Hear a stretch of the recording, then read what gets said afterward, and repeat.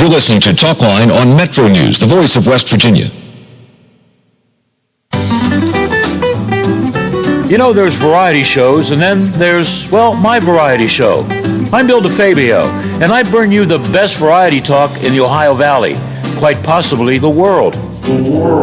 Join me from noon till 2 to talk sports, nostalgia, and hear from some of the legends of the game. You won't believe who I have on next. The Bill DeFabio Variety Show, noon till 2 on the Watchdog. Protecting you isn't just our job, it's our passion. If 2020 has proven anything, it's that anything can happen. You need to have the right partner to guide you through insurance pitfalls to make sure your business is adequately covered. From your property and equipment to your employees and your family, Glessner Wharton Andrews Insurance has the drive and the ability to keep you protected. Are you or your loved ones facing a serious legal battle? The law office of Paul Harris wants you to know you aren't alone. Do you need someone that's not afraid to go to trial and fight for your rights? Attorney Paul Harris and his team are willing to go where most firms are not. The courtroom. With a successful track record in civil litigation, criminal defense, including tax issues and healthcare fraud, Harris Law Office will fight for their clients by offering the most aggressive representation in and out of court. Call Paul Harris at Harris Law Office for a free consultation. 304-232-5300. Quaker Steak and Lube at the Highlands is the perfect place to relax after a long day. Happy hour from 3 to 6 Monday through Friday. Get $2 off appetizers, $3 off domestic drafts, and house wine specials. Quaker Steak and Lube, voted Best Wings USA. Quaker Steak and Lube at the Highlands with another steal of a deal. Get a steak burger and fries all day Monday for only $8.99. It's also Military Mondays. The Lube will take 25% off for all veterans, active duty military, and first responders. Quaker Steak and Lube, voted Best Wings USA. The Watchdog prides itself in being involved in our community, and we want to hear from you. Does your organization have an event that you would like promoted on the radio? Please send us the details via our website, watchdognetwork.com. Just click on our contact page and fill the information. Live, local, and here for our community. Share your events with the Watchdog.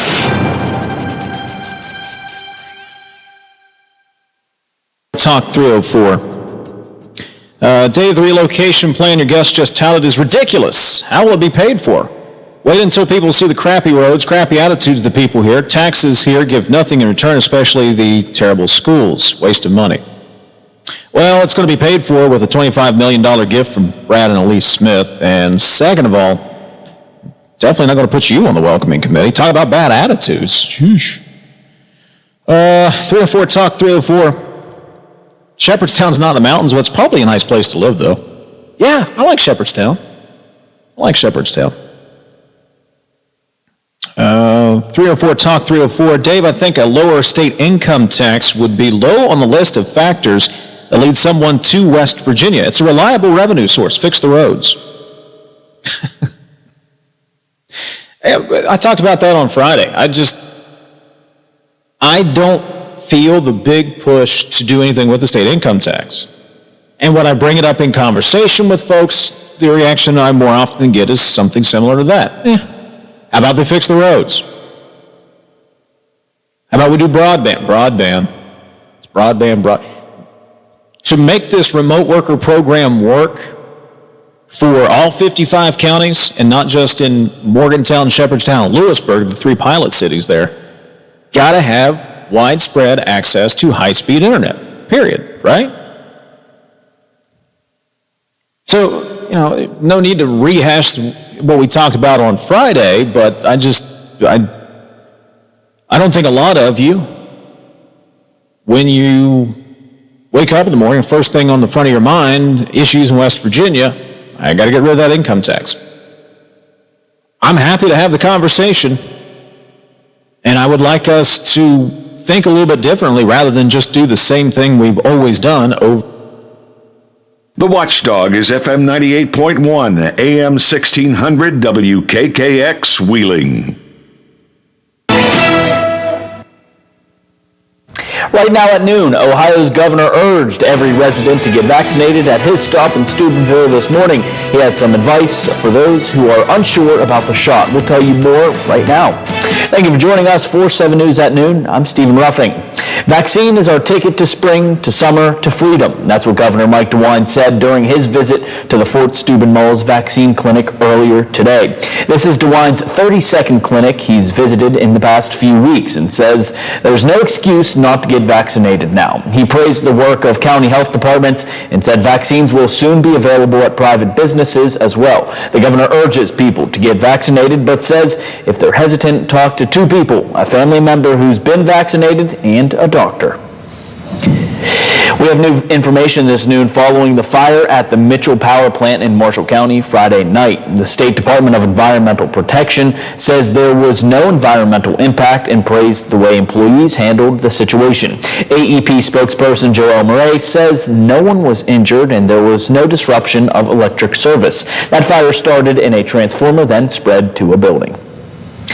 And with the legislative session now over, West Virginia Governor Jim Justice is calling the state's new budget solid. The Senate trimmed his initial proposal for 2022 by more than $70 million, but still voted to pass it this weekend. Larissa Casillas from our sister station WOWK shows us what else went through in the session. Well, this year was unlike any other for lawmakers. It had a Republican supermajority as well as COVID-19 restrictions. And then there was the governor's push to repeal the state income tax, which ultimately failed. After 60 days in session, the West Virginia legislature passed just over a $4 billion budget, $74 million less than last year's budget. 281 bills also passed, with 78 that have already been signed into law by the governor. But the governor lost out on his most desired bill to repeal the state income tax. This is what I wanted to do for the people, right here. Delegate Michael Pushkin says neither the people nor lawmakers shared the governor's enthusiasm for repealing it. I think that people feel that that's not the reason why people are leaving here, and it's not a reason that people are going to move here, and that's what we're hearing from our constituents. As part of the minority, Democrats had an uphill battle passing a lot of legislation. Public hearings were very limited. The public access to their representatives was very limited. Some controversial bills included the transgender student-athlete restriction on which teams they can play, requiring harm reduction programs to get licensed by the state, and protection of Confederate monuments. Some of the legislation, I think, was just, hot-button type, culture war type bills. Don't really help anybody and really make the state look bad. I hope the governor really takes a good look at those bills. Republicans tout passing charter school reform, broadband expansion, and simplifying licensure requirements this session. As you know, a member of the majority party, we still have our disagreements within our own supermajority caucus. Caleb Hanna, a Republican delegate, created the Hope Scholarship, which would give state aid to K-8 students who choose to homeschool or go to a private school. There were bills that called for loosening the state's water quality regulations. They didn't pass.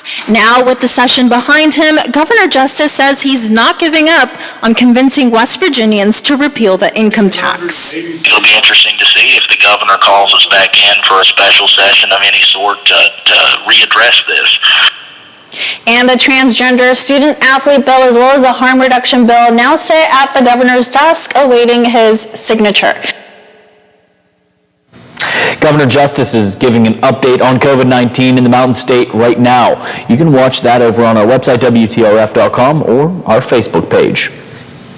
And get ready for that light drizzle to be hitting your windshield today. The rain has been with us pretty much all morning, and judging by the look of this over the highlands, that won't stop anytime soon. But can we know for sure? Let's check in with Zach Petty to find out. Hey, Zach. Well, hey there, Stephen. Yeah, it does look like we're going to continue on seeing some patchy rain showers throughout the Ohio Valley, especially as we head into the afternoon hours. In terms of what we're seeing right now, taking that zoomed-in look at Storm Tracker 7 to it, G-Doppler radar, it does look like some spotty showers over into Guernsey County near and along the I-77 and I-70 exchange. Looks like north of Cambridge, as well as extending on for some spotty sprinkles, if not some patchy showers through most of the northern panhandle. Now that blue color that we see, that looks like just it's enough to be a mist, if not some patchy drizzle. So just enough to be a little bit of an annoyance factor today, so probably be best to have the umbrellas as you get yourself put together and head out the door in through your afternoon endeavors. Now, in terms of current conditions, that live look over the Fort Henry Bridge here in Wheeling showcases temperatures hovering right in the lower 50s, and I expect us to warm up slightly as we head into the afternoon. Winds will also start to be a little bit more breezy with sustained winds from the southwest at 10 to 15 miles per hour. Now, afternoon high temperatures will be topping off in the lower 60s, and expect to see a little bit of an uptick in those rainy conditions with a possibility for a stray thunderstorm or two. We'll time it all out with Predictor here in a couple of minutes. But for now, we'll send it back over to you, Stephen. All right, Zach, thanks. West Virginia's Attorney General is pushing back against the president's plans for gun-related executive orders. Patrick Morrissey says he won't allow the administration to, quote, run roughshod over gun rights. While he says recent gun violence has resulted in senseless death, he warned that the state would file lawsuits if the measures are passed. Some of the president's suggestions include changing the definition of short-barrel rifles and expanding red flag laws. Now we have some new developments now in the I-70 Bridges project. The on-ramp from Mount Deschantel Road to I-70 East will be restricted to only 12 feet wide this week. That's so crews can make some substructural repairs. It will begin at 7 o'clock Wednesday morning and continue for 2 weeks. Also on I-70 East, the right lane will be closed at the Elm Grove interchange tomorrow. It will take place during the evening hours between 9 p.m. and 6 a.m. Officials say it will happen 3 more times over the next couple of weeks. If you're distracted behind the wheel, it could be just as dangerous as driving while drunk. That's according to AAA, who wants to remind you that April is National Distracted Driving Awareness Month.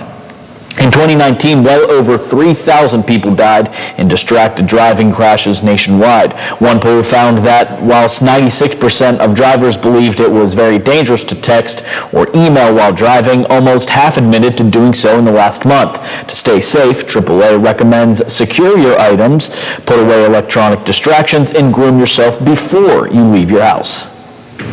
West Virginia is using its wild and wonderful natural life to bring more people into the state. A program was launched today that hopes to attract thrill seekers. Those who work remotely in Morgantown will receive $12,000 in cash, along with passes for activities like whitewater rafting and golfing. The goal is to stop the ongoing population loss, as the Mountain State has less people now than it did in 1950. They're now accepting applications for dozens of openings. Coming up next, Zach has a look at just how long we'll have to keep our windshield wipers on today in your full weather. Coming up after the break. Live and local talk is just around the corner. Stay right here on The Watchdog. For all of your IT needs, visit OmniPerforms.com. Omni Strategic Technologies, the only IT company that the Watchdog trusts. Are you or your loved ones facing a serious legal battle? The law office of Paul Harris wants you to know you aren't alone. Do you need someone that's not afraid to go to trial and fight for your rights? Attorney Paul Harris and his team are willing to go where most firms are not. The courtroom. With a successful track record in civil litigation, criminal defense, including tax issues and healthcare fraud, Harris Law Office will fight for their clients by offering the most aggressive representation in and out of court. Call Paul Harris at Harris Law Office for a free consultation. 304-232-5300. Hello, everyone. From the Watchdog, I'm the Storm Tracker, Darnell Foster. With a look at your local weather forecast for your start to the work week. Mostly cloudy, a few scattered showers, daytime high near 63.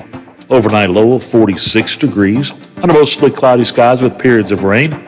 We'll see a drier Tuesday under a mix of sun and clouds. Temperatures near 70 for the daytime high. Have yourself a great day, everyone. From the Watchdog, I'm Darnell Foster. The views and opinions expressed on the following program are not necessarily those of this station or its sponsors.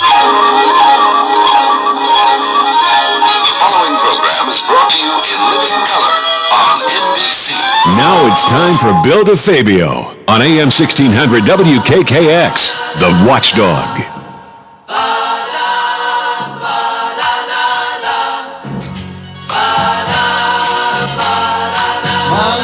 Monday, so good to me. Monday morning,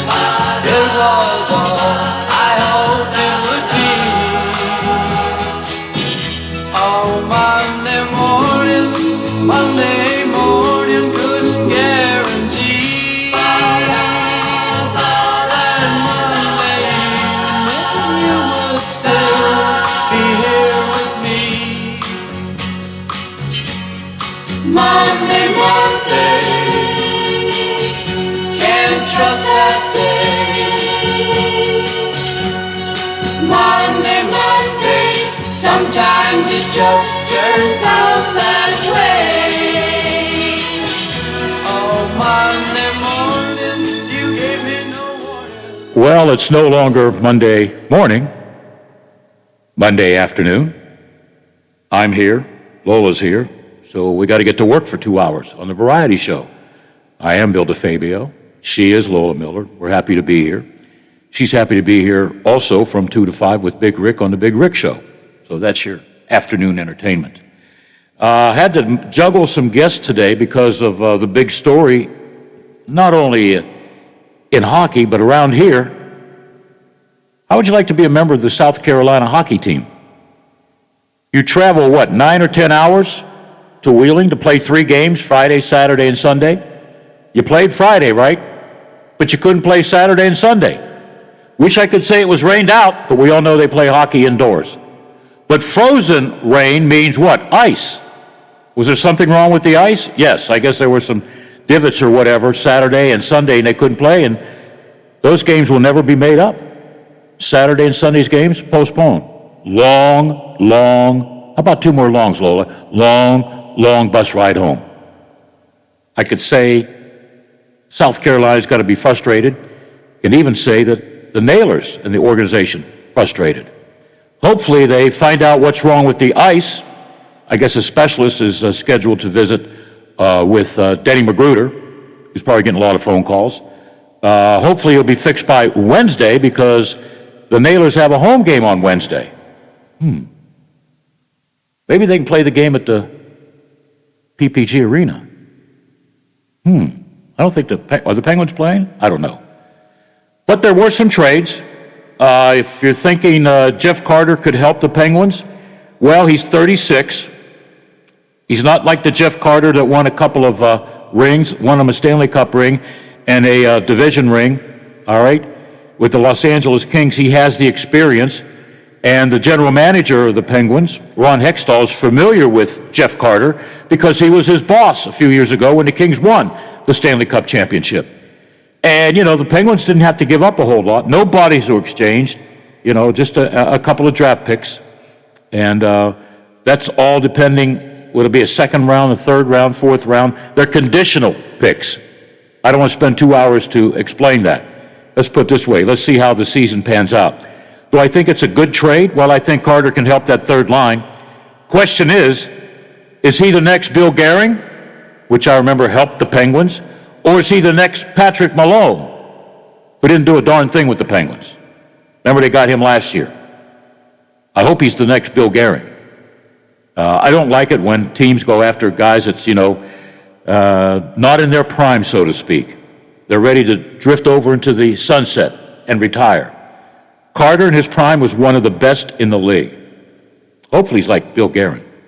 But he's going to add something, depth. That's what the Penguins need, depth on that third or fourth line. So we'll have to wait and see. Okay? And that's about it. Dale Lawley's going to join us at 1:08 to talk Steeler draft. Jerry Dulac at 1:45. His phone's been busy all morning doing updates on the Masters. And we're going to talk about the first ever Japanese golfer to win a Masters championship. All right? And then I'm going to surprise Jerry with a very interesting segment. All right? That's coming up in the 1 o'clock hour. This hour, we're on hold with Denny Magruder, DJ Abasella, because they're probably busy down West Banco. If Denny hops in here at about 12:35, he, of course, will be our guest. And we'll talk to DJ, who had to be one frustrated radio announcer over the weekend. So you didn't go to the games, did you? You didn't go Friday, right, Lola? No, we got a late start, and so we just went out and had a couple beers and something to eat and went back home. Yeah. And then Saturday, we were gone. We didn't get home until 9 o'clock. Where'd you go? A family reunion, like? Get together. Yeah, okay, all right. In Washington. Oh, you in my neck of the woods? Yes, Bill. Right, I you told me certainly that. was. Was I home? Was that Saturday or Sunday? Saturday. Okay. Oh, I stayed overnight at the McClure, had a good time. Thank you, Barb, and thank you, Sherry, making sure I had great accommodations. You know, Lola, I spent about an hour in the lobby of that place. First of all, I'm thinking, how can I get that huge chandelier in my house? You ever see that thing? Yes.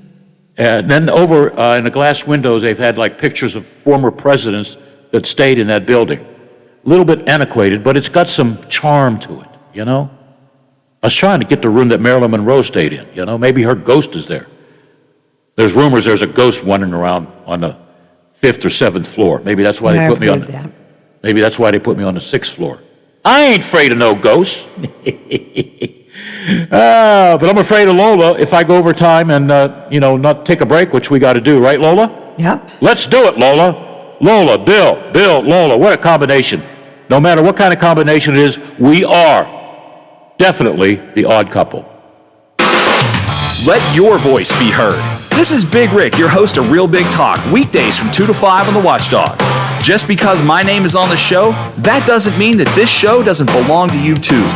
Lola and I can drive the bus, but you can jump on and join in. Breaking stories, local, statewide, national, and around the world discussed right here on the Watchdog. 304-214-1600. Real Big Talk with me, Big Rick. Weekdays from 2 to 5 on the Watchdog. Oh, there's something so real about living local, and I know without a doubt I'm not alone. And I'm loving living local. There's nowhere else I'd rather be.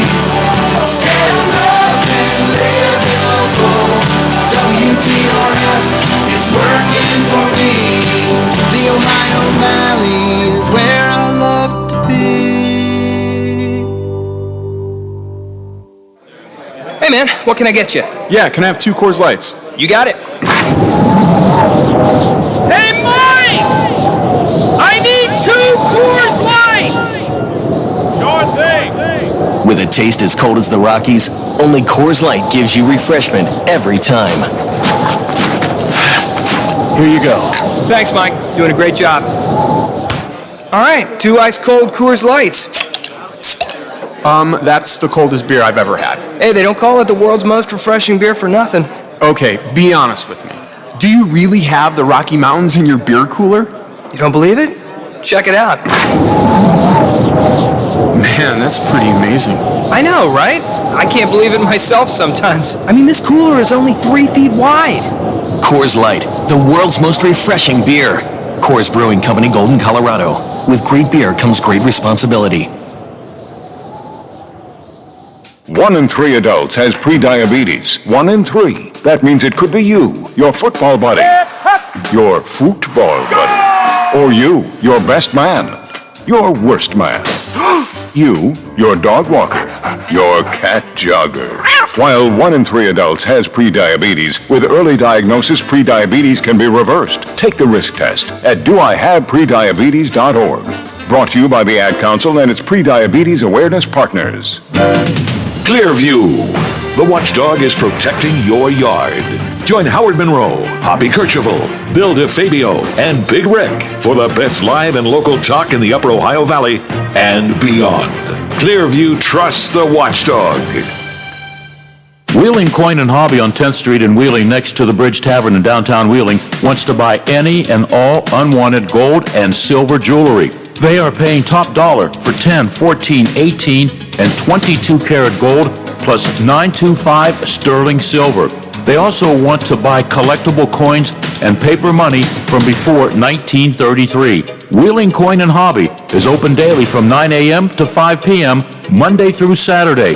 Coin and Hobby, 304-232-8430, and add them on Facebook.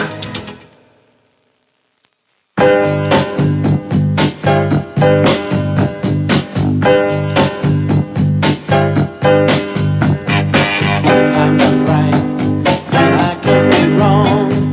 My own beliefs are in my song. Picture a banker, a drummer, and then makes no difference what group I'm in. I am everyday people.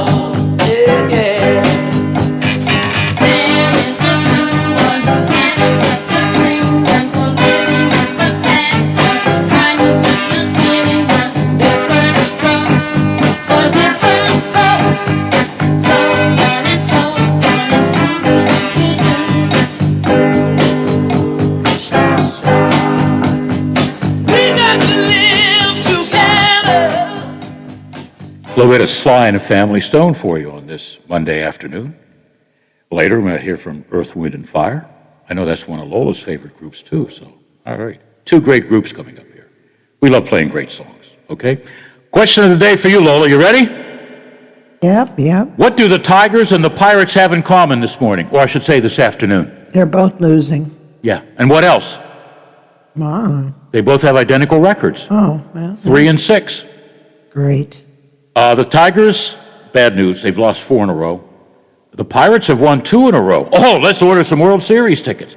By the way, I guess you can't get the tickets physically anymore. You have to get them through your phone, however that works. You have to get into a special app, and it shows the tickets on. Boy, can you imagine a lot of the senior citizens out there that are accustomed to getting tickets, maybe don't have that app, and they have to get the app. And it's also, I guess, because of technology, you get like newsletters and specials and sales on merchandise, all with this app, okay? So maybe that's the new norm in baseball. I think the Steelers... It's a new norm for everything. Yeah. Every event I've gone to in the last couple of years, it's been, my tickets have been on my phone. Yeah. So. Yeah, I just walk into a Nailers game. I have my little special ID. Good thing my picture's not on it. It will scare the security guard. But your tickets for the Nailers, are they on your phone? Well, I get those from here. Oh, okay. So. You just print them out here, right? Yeah. Okay, all right, yeah, all right. So maybe my ticket stubs from Forbes Field and back in the 50s are worth some money, huh? I doubt it. Yeah, the Pirates, I tell you what, they're looking good right now. They got some good pitching. I really like this young kid. I guess he's got the hardest swing in baseball. How do they figure that out? Phillip Evans, all right? Been smacking some home runs, getting on base, but yeah, it's a youngin' team, you know? And Hayes is supposed to be getting better in a couple of weeks, but he can't swing the bat, and that's not good news, all right? The Tigers started out well, but, you know, they play Houston, okay. The Pirates play San Diego. I might go to the game Wednesday. Now I won't use my press pass. I have an intern going to the games. That's not right for me to sit in the press box and not do any work, so I'll probably buy a ticket, all right? Sit behind the San Diego dugout and watch the Pirates yell at Joe Musgrove.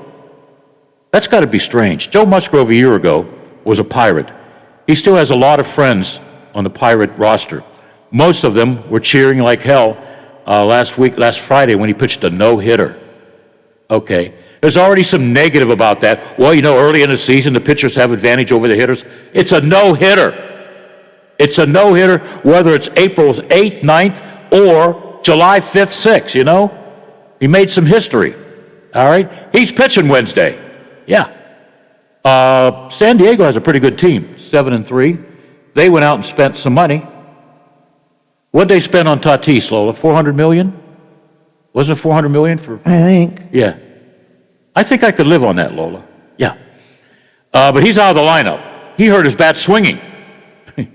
Yeah, so they don't know when he's coming back. But they still have, they have Machado. That's Biff's favorite player until, you know, he went to San Diego because he was in Baltimore.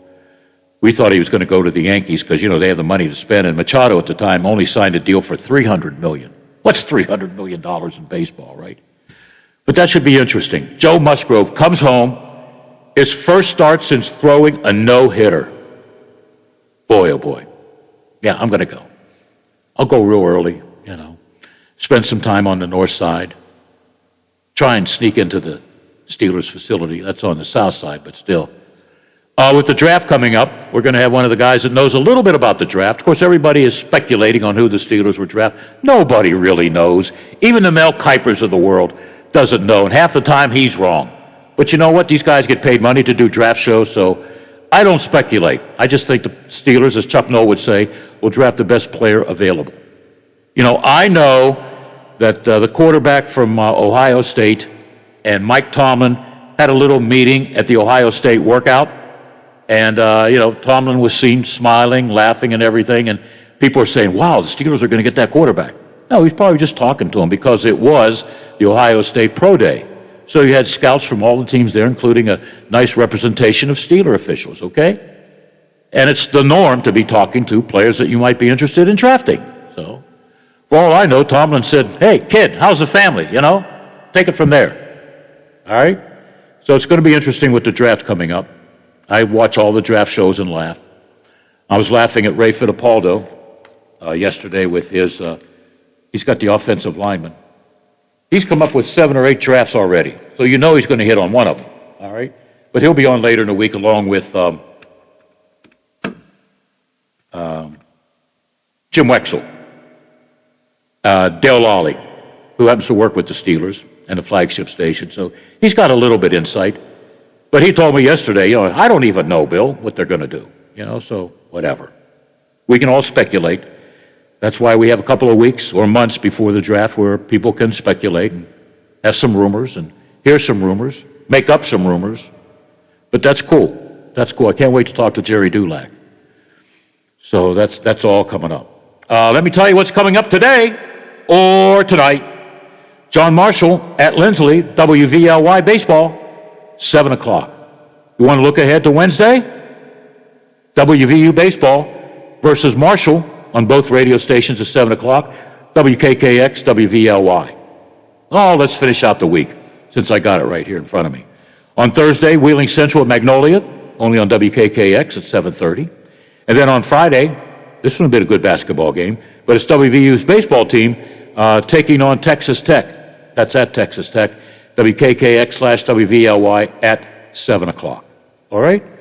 Our watchdog poll, and Lola and I agree on it. I think we do. I'll check out her brain cells in a minute. Do you support taking the All-Star game out of Georgia? You said no, right, Lola? And I said no. Yeah. What the hell's wrong, Lola? We agreed on something. It's weird. Yeah, that's really weird. $94 million would have been brought into the city of Atlanta. They just took away a lot of jobs from seniors who worked the ushers and the concession stands, the taxi cab drivers, everybody. It affects the whole city. Because I know in Pittsburgh, last time they had it in 2006, I think the mayor said, it will bring about $70 million to the city of Pittsburgh. Transportation, hotels, motels, restaurants. So that's all gone to Denver, Colorado. Where I thought it should have went to Milwaukee. After all, the Braves were going to honor the great one, Henry Aaron, right? Okay, if you can't honor him in Atlanta, why not honor him in Milwaukee? Because for a few years in the 50s, he was a member of the Milwaukee Braves. He was part of a great team. Wes Covington, who was as big as Dave Parker back then. Joe Torre, Frank Torre, Wes Crandall, and Henry Aaron. Oh, they also had a left fielder. Who the hell was? But they had like 6 All-Stars on that team. Then they moved to Atlanta. But before Milwaukee, they were in Boston. They were the Boston Braves. They played on a field where I played football, Nickerson Field. And then the football team was gone, Title IX. They were away for a while. Now BU plays football there, and I think it has a sponsor. But Nickerson Field was about 150 years old when I played football in that field. But it used to be home with baseball and football, and now it's back to football. But yeah, the Braves moved from Boston, Milwaukee to Atlanta. Oh, boy. But I feel for the working folks in Atlanta, all right? Yeah, especially. How about all those hotel rooms they had booked up? Give me a break. But what's fair? Now the corporations are taking over. Coca-Cola says, we're unhappy with all this. Well, Coca-Cola's station went in Atlanta because I've been there at the Coca-Cola Museum. What airlines is out of Atlanta, Lola? I think it's Delta. Delta, yeah, I don't know. Now you're going to have these corporations taking over sports? Oh, boy, whatever. I'm glad I'm not 22 and starting out in this business again. It just wouldn't work. The athletes are different. You used to get along with everybody in the media, even opposing reporters. You sit together in the lunchroom. That's all changed. It's a me situation, and that's okay. That's all right, because I'm ready to ride over the sunset. Only probably won't be a sunset. It'll be snowing when I take the ride, all right? But that's our poll, our watchdog poll. Do you support taking the All-Star game out of Georgia? All right. What are we going to do next? Take the Olympics or United States Olympics team and keep them here? Where is the Olympics? China or Japan, Lola? Japan. Japan. There we go. I hope that doesn't happen. All those young athletes that have worked years and years to get it to be a part of the United States Olympic team, and Why would we keep them home? yeah. Well, you never know. Well, I'm just saying, COVID, they're going to have to, everything's going to be very curtailed over there, but, I'm sure they'll be in a bubble, right? well, yeah. Yeah. You see what I got here, Lola? Yeah. It was a great. Did you watch the UMass team celebrate winning the No. Oh, I've never seen so many young men have such a great time, hugging, jumping up and down on each other. I thought the coach was going to get killed. They jumped all over him. I'm wondering, where is he? He's at the bottom of the pile, laughing, having a good time. Then when he was being interviewed, he was crying. He took the UMass job a few years ago. UMass and hockey, well, you may as well put a watchdog hockey team together and we probably beat a lot of teams. They were just not a place you wanted to go. It was like the Butler coach 18 years ago when he took the Butler job and they had all kinds of problems. Nobody wanted to play basketball there. Then Coach Few built a team. It took a while. Built a team. I thought he was going to win it all last year. He won it this year. Same with the UMass coach. And the thing is with UMass, they're all coming back. Just like Butler. Baylor. I always say Butler for Baylor, Baylor for Butler. But, UMass winning. And remember, they got to the finals without 5 star players because of COVID. The backup goaltender, I think he was the first that they hugged. But, you never hear from the backup goaltender unless he plays. So that's a great story. And, of course, DJ sent me a picture of his buddy, the trainer, holding up that huge, I didn't realize that trophy was that big for college, the huge national championship trophy. So DJ was real happy because I guess he went to elementary school, high school, prison with this kid. So the smile on this kid's face, too. It's not always about how much you make or whatever you do. It's about winning. It's a team effort, especially in hockey. And let's switch gates. I talked about Jeff Carter. He's going to be, they don't play till Wednesday. So they'll probably fly him in today, and he'll have a couple of days practice with his new teammates. I see him on the third line. He can't hurt the team. I hope he's the next Bill Guerin and not the next Patrick Marleau. We'll see. But Ron Hextall knows all about this guy because I mentioned earlier, Hexie was the general manager of the Kings and Carter when they won a Stanley Cup a few years ago. Remember that team, Lola? Didn't they win it on the last day of the regular season to get into playoffs? I think so. Yeah, and the odds makers had them 1 and out. Well, they didn't go 1 and out. They went 4 and in. They've swept 4 teams, and they won the Stanley Cup. That was an unbelievable story back then. I'll tell you another unbelievable story, and that is, I got to take a break, and we'll be right back. Maybe we'll have a special guest if he's not meeting with ICE officials on what happened over the weekend at West Banco. The Metro News Update is brought to you by Thomas Auto Centers, Mall Road, St. Clairsville. Get the best deal at Thomas Auto Centers. West Virginia Metro News, I'm Chris Lawrence. Governor Jim Justice addressing a new program aimed at bringing more people to the Mountain State who may want to flee the big city alive. The governor, along with Intuit founder and West Virginia native Brad Smith and his wife Alice, are at this hour talking about the first ever program to recruit and attract new talent to the Mountain State. The program aims to use West Virginia's outdoor lifestyle and assets to try and lure people to make their homes here, all while still working at their current job remotely. It's an effort by West Virginia to capitalize on the remote work capabilities that have been discovered in the pandemic. Many studies have found that about half the nation's employers are still willing to let their employees work from home, regardless of whether or where home may be. Governor has not decided if he'll sign the transgender bill or let it become law without his signature. But speaking on the final night of the legislative session, the governor remarked he was supportive of the bill, which would ban transgender females from playing on a female team. I truly believe that from the standpoint, of our girls especially, middle school and high school, it discriminates. And the governor has some firsthand knowledge of that since he's a girls basketball coach. Another measure that survived the session, a measure giving the legislature authority to regulate our property taxes, so long as voters approve it. Here's Senate Finance Chairman Eric Tarr. The amendment would allow the voters of this state to decide if the legislature, by general law, would have the authority to add to the current list of exemptions from ad valorem taxation. It would be on the general election ballot next year. You're listening to Metro News, the voice of West Virginia. One measure that was talked about a lot during the session but did not survive the final night, a resolution that would have given the legislature authority over policy decisions by the State Board of Education. Lawmakers wanted to have control over, among other things, curriculum, discipline, and the regulation of teachers in charter schools. However, the measure that would have required voter approval failed to win approval. It's cloudy in West Virginia today. There is not much rain in the forecast. Extreme southern West Virginia may even see some sunshine. From the Metro News Anchor Desk, I'm Chris Lawrence. Hey, I'm going to the kitchen. Can I grab you a Coors Light? Yeah, that sounds good. Huh. I never knew there was a zip line in my fridge. Hey! Hey, buddy! Yeah! You got 2 Coors Lights up there? You got it! Always brewed down to 34 degrees.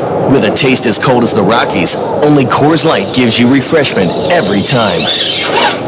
Here you go. 2 Coors Lights. Awesome, man. Wow, these are really cold. That's the only way I deliver it. Sure. I mean, you being a mountain climber and all? Yep. You probably need a pretty warm coat in there, huh? Yep. Hey, Ben! Yeah! Ask him if he has any nachos. You got any nachos in there? No. Just icy cold Coors Light? Yep.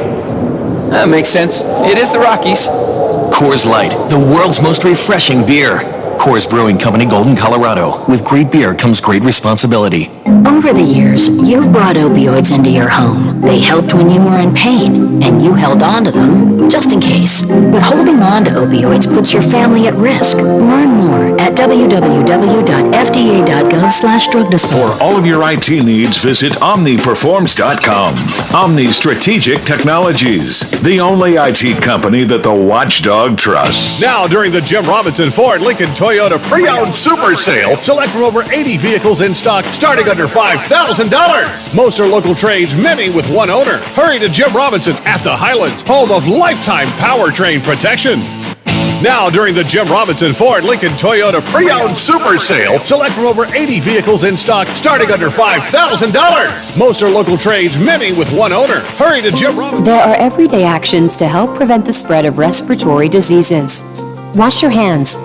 Avoid close contact with people who are sick. Avoid touching your eyes, nose, and mouth. Stay home when you are sick. Cover your cough or sneeze. Clean and disinfect frequently touched objects with household cleaning spray.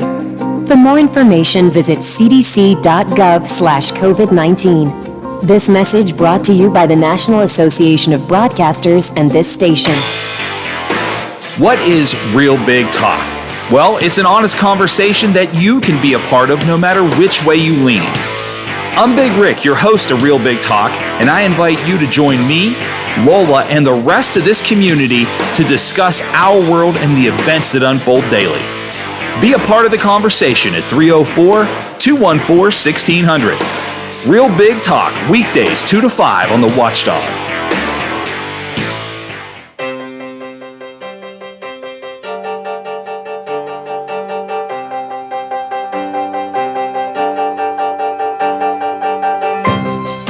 End of the spring, and here she comes back. High, high, high, high there. Them summer days, those summer days.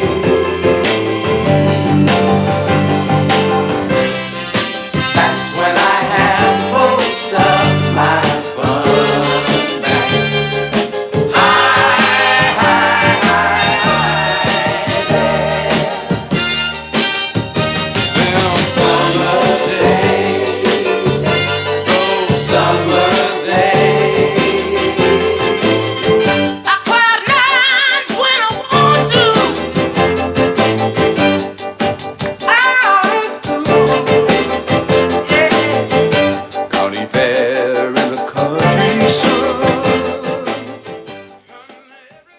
Some big hits, one of the biggest ones ever for Sly and the Family Stone. Where did I see him the other day? Midnight Special. Yeah, okay. All right, Danny Magruder is probably meeting with ICE officials because there was some ICE problems over the weekend. I'm sure Denny is frustrated because he got to take a lot of phone calls, and none of this is his fault. But I'll tell you who's even more frustrated because he couldn't use his big mouth over the weekend. DJ, are you all right? I think I did use my big mouth, just not how I envisioned using it. As I was, my broadcast partner Isaac and I were filling time for a bunch of time on Saturday and Sunday, just trying to keep the people engaged and, keep them, try and keep it optimistic, because we weren't sure, how things were going to go and what was ultimately going to happen. So obviously it was a tough couple of days, and hopefully we can get a nice resolution there so we can be back on the ice on Wednesday. All right, let's turn back the pages of time. Let's go to Friday. You played Friday, and then you're ready to play Saturday. What happened? Tell us what happened. We got the first period in on Saturday, and actually, something stuck out at me in the first period where one of our players, it was in the corner in front of where Generations Beer Garden is in a normal season. Yep, I know what that is. Brady Tomlak swings the puck along the boards, and I saw a chunk of snow fly with the puck. Actually came up into the air and landed on the dasher, and I was probably one of the only people that actually saw that happen. And as I was making the call, that's my job to watch the puck at all times. So if something comes out with it, I'm probably going to see it. And I went back and I looked at the video just to confirm my thinking, and I was like, yeah, okay. But it was very, very soft in that area, and they were pulling out literally everything they could to try and fill the hole there. It was just soft in general, and they were bringing out fire extinguishers, and I think somebody said liquid nitrogen perhaps, and just trying to get anything to possibly get it to freeze, but it wasn't a safe scenario for the players, and that's the biggest thing. And that's an area where, if you go in and you lose an edge or you try and push off of something, then you could do some serious damage there. So they tried their hardest. They couldn't get that done for Saturday. They had that area, so ultimately they decided after about an hour that they just couldn't get it done, so they had to cancel the game, which I'll talk about that in a second too. So then they got that area all fixed, ready to go for Sunday.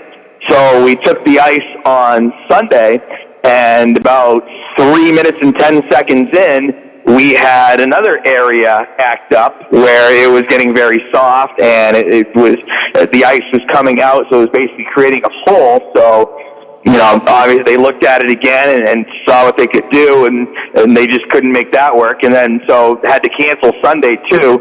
And in an ideal scenario, you postpone it, but South Carolina being 10 hours away and both of our schedules are jam-packed, they don't come back up this way again. So, and both of us play Wednesday too. They play at home Wednesday. So if you were to play today or tonight, then they're having to drive 10 hours home and then start 4 and 5 on Wednesday. So now you're again, we look at the whole player safety aspect of it. You don't want to kill the guys at the same time, right? No, you don't. I imagine that was a long bus ride home for South Carolina. That's about 9.5 hours, right? Yeah, it is. Yeah, usually we're pretty much right on 10, maybe a few minutes over 10. But yeah, that's, they got it done a little bit earlier than they would have on a Sunday, so they probably got in, let's see, if they left here at 6, they'd probably get in at 4 in the morning, so. Yeah. And more bad news, right? No makeup games. No, that's exactly right. So, now we're playing a 70-game season instead of a 72-game season.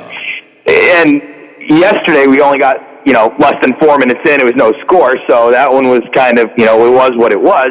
But Saturday was interesting because South Carolina had taken a 2-0 lead. We had come back, made it 2-1. We had 14 of the last 16 shots in the first period. We had a power play to start the second.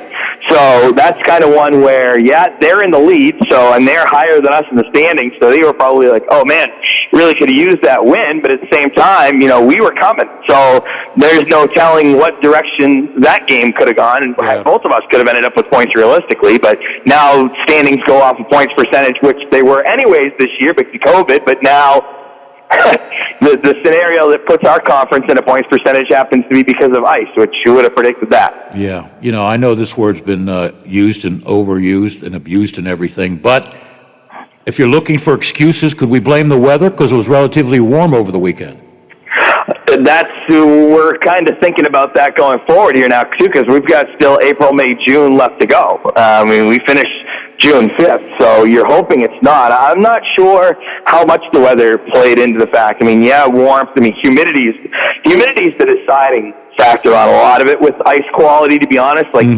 You look at the Floridian teams, they're more likely to have trouble with the ice than, say, a Vegas is, because Vegas is a very dry heat, so it's going to react differently. It's just kind of a matter of the moisture in the air. I'm not sure how much the weather played into it the last couple of days, but yeah, it's definitely an interesting question. I never seen anything like it. I wasn't there, but I feel for you because, you have a job to do and you couldn't do it for 2 days. The only thing that can come close to me being around was the 86 Stanley Cup playoffs. I think, were you around then? Edmonton and Boston at the Garden. I was there, and then all of a sudden it was dark. The power went out, exactly. Yeah, I couldn't see it. I stayed in the press box and drank free beer, so... It's a frustrating situation for everybody involved. Like, you've got to feel for a lot of people on this. Like, obviously, you start with the players. Like, they're here to play the game. So that's their job. That's what they want to do. And actually, I'm pretty sure that the players who scored the goals on Saturday get those taken away from them because the games don't count, thus the stats don't count. But you also look at, the fans. I mean, they're looking for something fun to do. They wanted to go out, spend their money, and watch a hockey game. The fact that they had to sit there and watch people try and figure out how to get ice working is, not exactly probably what they had in mind for a Saturday night out. So that's obviously frustrating. And, you take it on the chin a little bit as the organization because, at the end of the day, you work with everybody and you try and make the best experience that you possibly can. And hopefully everybody who did come and they needed to get their tickets refunded or exchanged for a future game have been able to do that, which if they haven't yet, they can call our office at 304-234 to get that, 304-234-GOAL to get that done. But, I mean, yeah, it's frustrating, and you definitely see some of the people talk about it, and I run the social media, so I see it. I see the frustration, and you kind of just have to let people say their piece because they're obviously mad about it, and you just try and hope that you can bounce back from this and make a situation better so that people can still have fun coming to your games. Let's take a break, and we're going to change venues, all right? Sounds good. I'm going to ask you about the new Pittsburgh Penguin and your thoughts, and I'll even ask you about, a guy that was an MVP a couple of years ago, and right now, I don't know if he could play for me, but he's going to be playing for the Boston Bruins. Okay, we'll take a break, and DJ, we're going to have you critique the trade involving the Penguins and the Bruins, okay? That sounds good, Bill. We'll be right back on The Variety Show with Bill and Lola.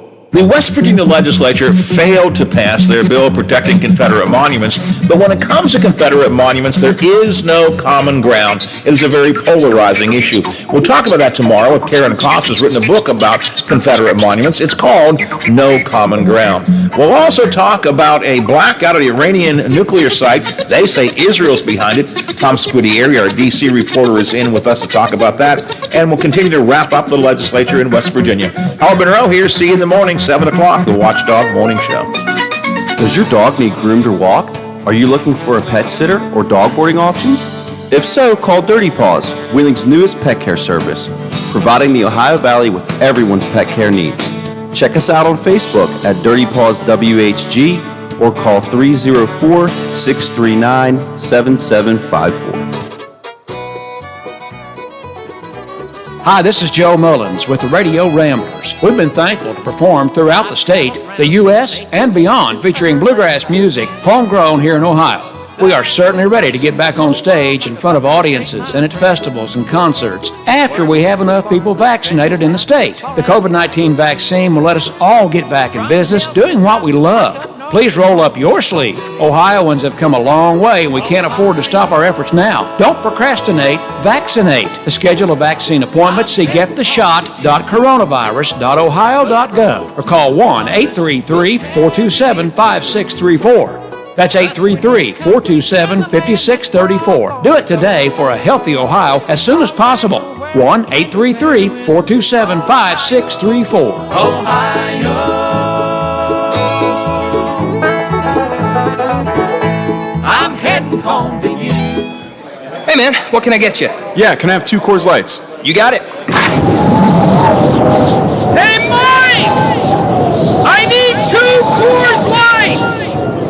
Sure thing!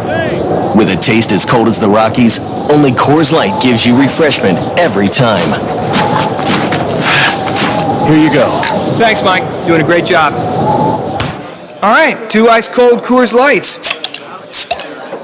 That's the coldest beer I've ever had. Hey, they don't call it the world's most refreshing beer for nothing. Okay, be honest with me. Do you really have the Rocky Mountains in your beer cooler? You don't believe it? Check it out. Man, that's pretty amazing. I know, right? I can't believe it myself sometimes. I mean, this cooler is only 3 feet wide. Coors Light, the world's most refreshing beer. Coors Brewing Company, Golden, Colorado. With great beer comes great responsibility. WKKX and WVLY voted coolest couple in their high school yearbook.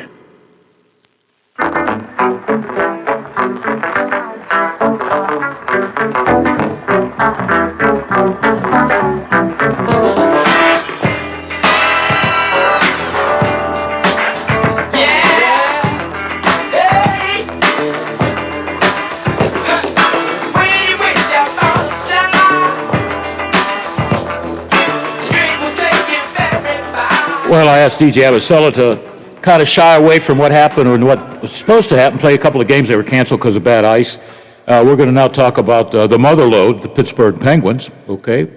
And DJ, when you first found out about the trade with the Penguins, Jeff Carter, I remember him as a great player. I don't think he's so great now. So I'm wondering, are we getting Patrick Marleau or are we getting Bill Guerin? That's two good comparison players, Bill.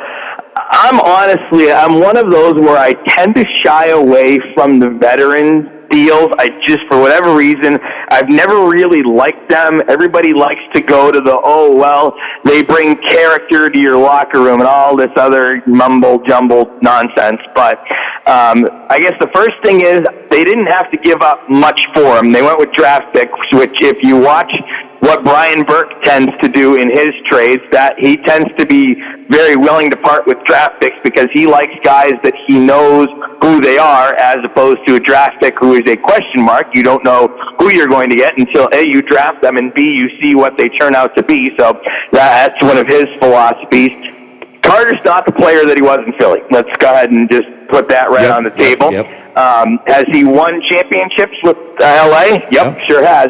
So that's definitely a feather in his cap. That said, do you need him to be, you brought this up when you and I were talking off the air, do you need him to be the player that he was in Philadelphia?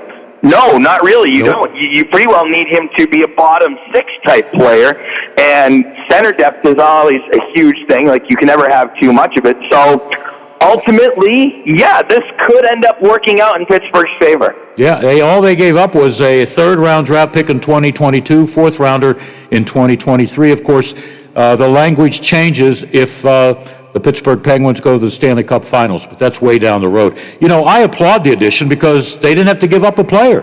And if Carter's any good, if he's better than average, he gets to come back next year.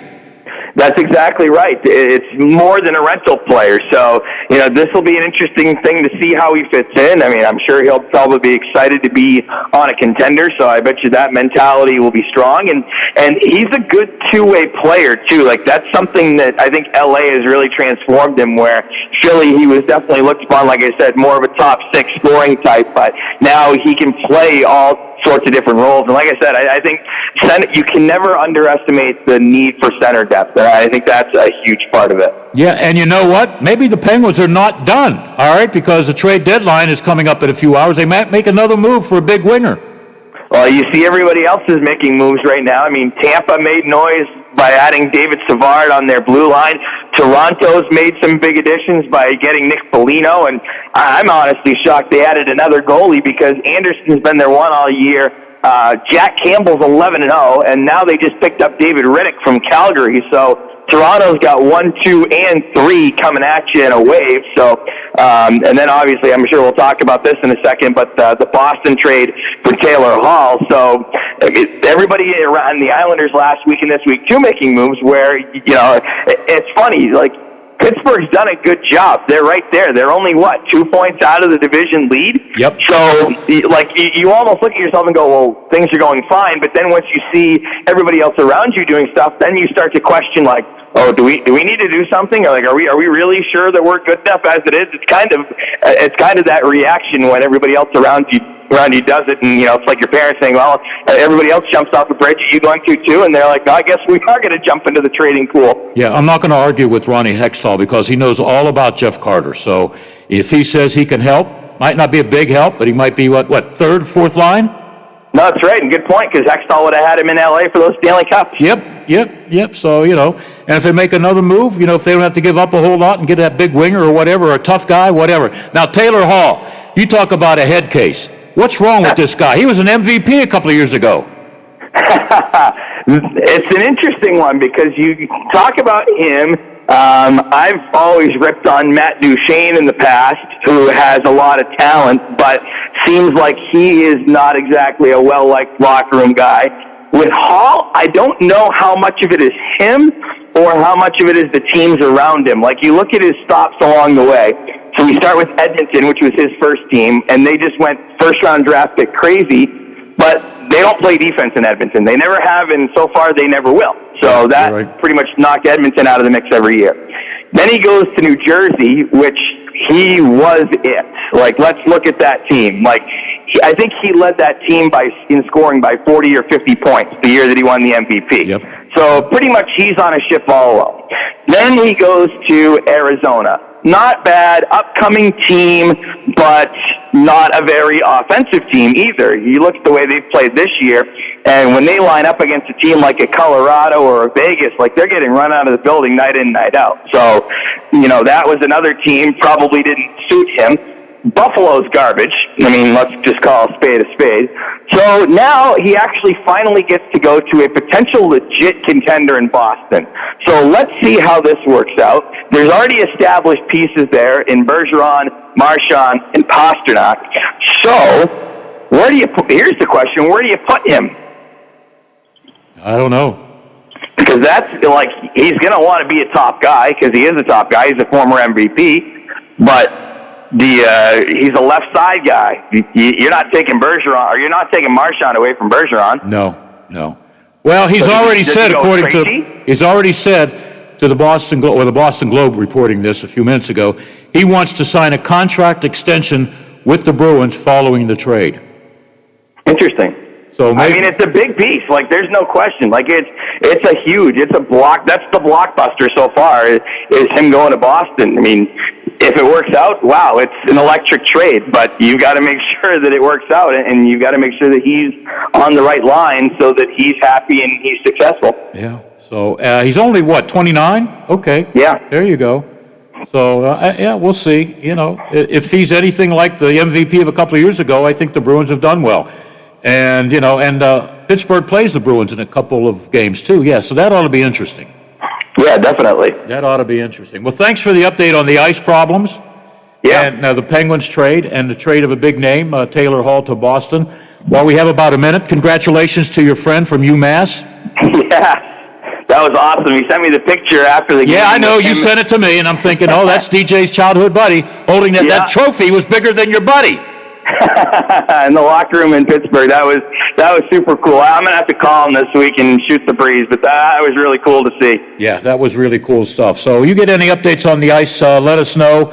Even if I'm not here, call in after 2 and talk to Lola or Rick, all right, about the ice problem, because I think that's where Denny is now, talking to the people who installed the ice, and we need to know what's wrong because you got a game in, Wednesday? Yeah, exactly. Okay, you could play the game in Pittsburgh, couldn't you, at South Point? Boy, I don't know what the options are at this point. How about that? There's an option for you. Right. We want to be here as bad as anybody, so. Yeah, well, I feel bad for everybody there. Even our buddy Jason at River City, because he couldn't sell any taco in a bag. Yeah. Or beer. All right. No, and like I said, if anybody hasn't been able to do their refund or their exchange from either game this weekend, please make sure to reach out to our office. Like, we're here to help you. Like, we don't want you to be sitting there miserable. Like, we want to help you out. If you need a refund on it, if you need an exchange for another game, call us. Like, get the job done. We'll help you out. Give that number again, please. 304-234-4625. All right. Thank you, man. Thank you for the update on the ice and the trades in the National Hockey League. Maybe the Penguins are not done trading because we're approaching the trade deadline. Thank you, DJ. Always exciting. No problem. Thanks, Bill. All right. Okay, we're going to talk football draft with Steeler Insider, member of the flagship station in the Bird. He knows his football because, like DJ Abasella, Dale Lawley doesn't sleep. He's always up thinking about football 24/7. He'll be our next guest right after the news break on The Variety Show. That fight this angle, yeah. What you see, no not so clear. Hey, in the sky so very dear, yeah. You're a shining star, no matter who you are. Shining bright to see what you can truly be, what you can truly be.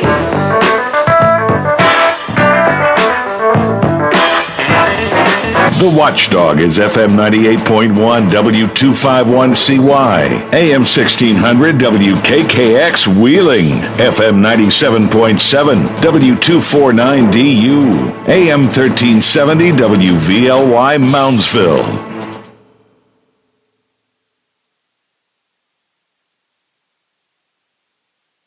From ABC News, I'm Dave Packer. With new COVID variants spreading, unvaccinated young people driving the latest surge in coronavirus cases, Dr. Fauci during today's COVID briefing saying that Pfizer is asking the FDA to authorize its coronavirus vaccine for emergency use in 12 to 15-year-olds. We would hope that children in high school will be able to be vaccinated by the time we get to the early fall season. Outreach has begun to pediatricians. The police-involved shooting death of a young black man at a traffic stop Sunday, bringing protests just outside of Minneapolis and its impact being felt nearby in the courthouse where former officer Derek Chauvin is being tried in George Floyd's death, with the judge denying yet another request to sequester the jury. The defense said it's concerned the jury may have been exposed to news about it and may be incapable of being impartial if they feel concerned about how the public might react to their verdict. The judge said he will not sequester the jury, saying that it's an entirely separate case and that the jurors were asked about whether they feel they could render a fair verdict no matter what the effect. Mark Remillard, ABC News. President Biden is hosting a bipartisan meeting today to push his $2 trillion infrastructure plan. This is the first of what the White House is saying will be a series of meetings with members of Congress to discuss the president's top legislative priority. Energy Secretary Jennifer Granholm on ABC's This Week on Sunday. The president is willing to negotiate what this looks like. He knows that his current plan is going to be changed. That's the nature of compromise. Karen Travers, ABC News, Washington. The British royal family is mourning Prince Philip this week ahead of his funeral on Saturday. Prince Harry is back with his family for the first time since the bombshell Oprah interview. ABC Royals contributor Robert Jobson. I think they're going to probably have to focus really on mending that relationship at another time. This is absolutely focused on grief and mourning their grandfather. You're listening to ABC News. I struggled with symptoms like frequent gas and stomach pain for years. I was bloated all the time with daily diarrhea. At first, I thought it was what I was eating. I kept thinking it was stomach issues. So I did my research and talked to my doctor, and we finally uncovered the truth. It was actually EPI. Exocrine pancreatic insufficiency, or EPI, is a condition where your pancreas is unable to help break down your food. It can lead to symptoms like diarrhea, gas, bloating, stomach pain, unexplained weight loss, and oily stools. And EPI symptoms can be confused with those of other common digestive conditions, like irritable bowel syndrome, Crohn's, and celiac disease. So getting to the right diagnosis meant being more open with my doctor about the severity of my symptoms and how often they were happening. But there's good news. EPI is manageable, so don't wait any longer. Use the symptom checker at identifyepi.com and schedule a visit or call with your doctor to ask, could I have EPI? Sponsored by AbbVie. Iran blaming Israel for an attack at one of its major nuclear sites. The alleged Israeli attack on Iran's Natanz nuclear facility unfolding as Secretary of Defense Lloyd Austin landed Sunday in Tel Aviv. The timing almost certain to make Austin's expected tense talks with Prime Minister Benjamin Netanyahu on Iran even more difficult. The alleged Israeli attack, which left dozens of centrifuges damaged, complicates U.S. efforts to rejoin the Iran nuclear deal, especially if Tehran retaliates. It also sends Washington the message that Israel is not bound by those talks or any eventual deal. Jordana Miller, ABC News, Jerusalem. After a record-setting year, another active hurricane season may be on the way. ABC's Jim Ryan. Colorado State University issues the annual storm forecast accepted as the country standard. This year, it's predicting 17 named storms, 8 hurricanes, and 4 major hurricanes. Even at that rate, 2021 is not expected to surpass 2020, when 11 storms made landfall in the U.S., bringing up $37 billion in damage. Las Vegas, known for excess excess and indulgence now taking on water conservation? Lawmakers proposing a policy banning ornamental grass or grass that nobody walks on. They say getting rid of it can reduce annual water consumption by roughly 15% and save about 14 gallons per person per day. This is ABC News. If the new Oral-B IO electric toothbrush had a theme song, this would be it. I think you're gonna wanna see this. Oh, you're going to want to see it, all right. Only IO technology combines Oral-B's dentist-inspired round brush head with gentle micro vibrations for a clean that'll Make you say wow. Exactly.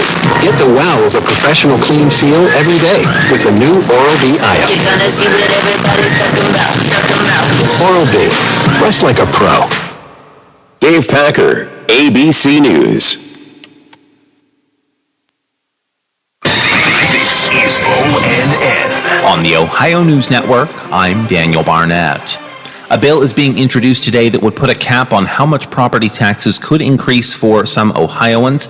ONN's Dave James reports. The legislation is from State Senator Herschel Craig, a Columbus Democrat, and Franklin County Auditor Michael Stenziano, who says, "We've had older residents in particular reach out, capacity as auditor, that are 90 and 85 years young, saying that when they see a property valuation increase, knowing that's going to be tied to that tax rate, that they are going to not be able to maintain those payments." it would cap annual property tax increases at 5% for households that are at or below their county's average median income. Dave James, ONN News. And over the weekend, some people in Cleveland and other cities held demonstrations over proposed legislation at the State House. Lena Lai with affiliate station WKYC-TV in Cleveland explains. The groups are condemning what they believe are anti-protest bills. They believe that several bills in Ohio will limit their right to freedom of speech. For example, the bill states there could be fines or even jail time for some protesters. Supporters of the bill say they are simply designed to keep order in the community and to prevent protests from getting out of control. I'm Lena Lai. For a look at state news anytime, visit ONNradio.com. I'm Daniel Barnett on the Ohio News Network.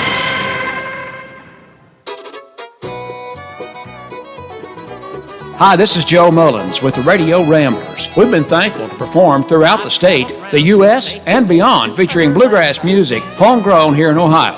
We are certainly ready to get back on stage in front of audiences and at festivals and concerts after we have enough people vaccinated in the state. The COVID-19 vaccine will let us all get back in business doing what we love. Please roll up your sleeve. Ohioans have come a long way, and we can't afford to stop our efforts now. Don't procrastinate. Vaccinate. To schedule a vaccine appointment, see gettheshot.coronavirus.ohio.gov or call 1-833-427-5634.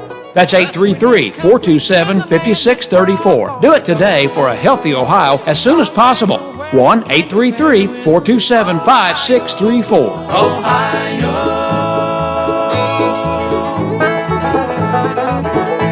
I'm heading home to you. The best in live and local talk returns momentarily on The Watchdog. Protect your home and upgrade your curb appeal with National Hardware gate products, all 11% off now at Menards. Designed for long life and maintenance-free operation, National Hardware has the perfect gate hardware solution for you. Pick from our beautiful selection in-store or online, all 11% off. Stop waiting and start saving today with 11% off everything now at Menards. Good through April 17th. Savings are mail and rebate. Some exclusions apply. See store for details. Save big money at Menards. I'm Josh from Panhandle Cleaning and Restoration. I hope you are staying healthy. We continue to respond to structural, fire, and water emergencies. We are combating COVID-19 with our highly trained staff and latest disinfection systems, providing preventative and reactive disinfection to facilities around the region, while working with area hospitals on isolation areas and air filtering. At Panhandle, we continue to follow social distancing and hygiene protocols. We are dedicated to our community, and together, we will get through this. Hello, everyone. From the Watchdog, I'm the Storm Tracker, Darnell Foster, with a look at your local weather forecast for your start to the work week. Mostly cloudy, a few scattered showers, daytime high near 63. Overnight low of 46 degrees, under mostly cloudy skies with periods of rain. We'll see a drier Tuesday under a mix of sun and clouds, temperatures near 70 for the daytime high. Have yourself a great day, everyone. From the Watchdog, I'm Darnell Foster. The views and opinions expressed on the following program are not necessarily those of this station or its sponsors.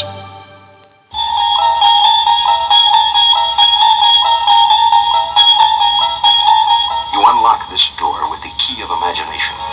Beyond it is another dimension. A dimension of sound. A dimension of sight. A dimension of mind. You're moving into a land of both shadow and substance, of things and ideas. You've just crossed over into the Twilight Zone. Now it's time for Bill DeFabio on AM 1600 WKKX, The Watchdog.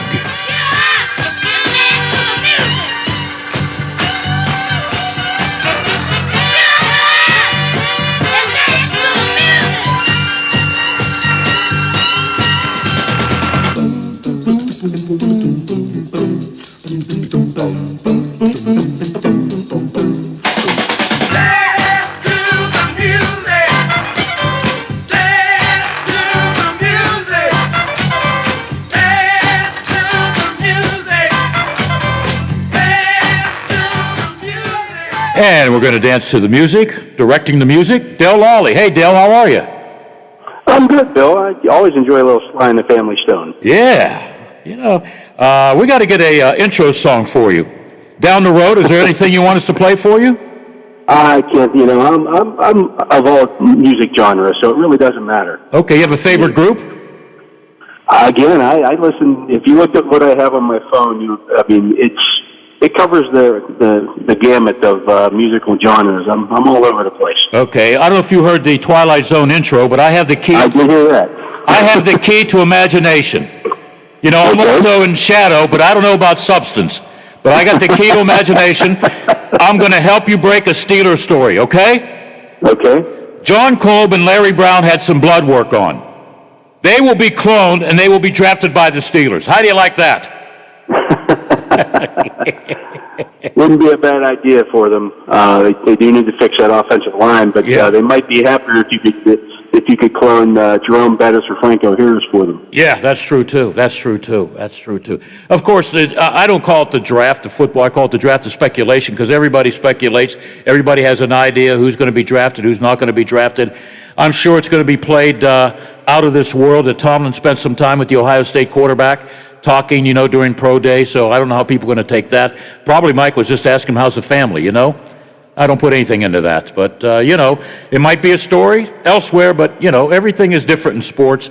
But I got a feeling they're not going to draft a quarterback. Am I right for once? Yeah, I have a hard time believing the quarterback will be on their agenda this year. Roethlisberger's back for another year. They just signed Dwayne Haskins for essentially nothing. The guy was a first-round draft pick 2 years ago. You still have Mason Rudolph on the roster. Now, none of those guys are under contract for next year, but they will have a quarterback under contract for next year.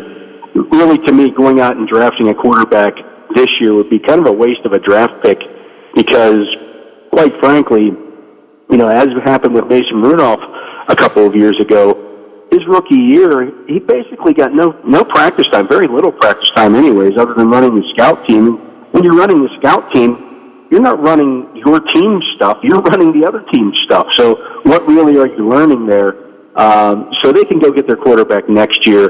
This year they can address some of those other needs as you mentioned, offensive line, running back, maybe an inside linebacker, get a cornerback at some point, get an outside linebacker at some point. They have other needs that they need to fill.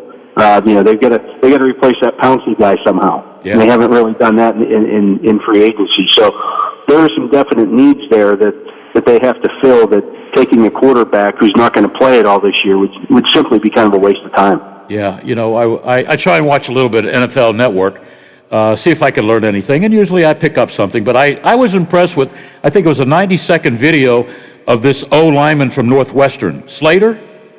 Yeah, Rashawn Slater, he's going to be one of the top guys picked. Not going to be available when the Steelers have their pick. Okay. There's probably going to be, I would guess, at least 4 offensive linemen taken before they pick, and that's where you get down to the question of, okay, do you take the 5th best offensive tackle, or do you take the top running back or second best running back in the draft, and that's going to be the question for them. There are people out there that say, "Well, you should never take a running back in the first round." Yeah, which is all well and good unless you don't have one. Yeah. If you do, and they don't have a starting running back on their roster right now. I mean, you've been doing this long enough, Bill, that you know the Steelers always going into the draft make sure that they have a starter-capable guy at every position, at all 22 positions. Yeah.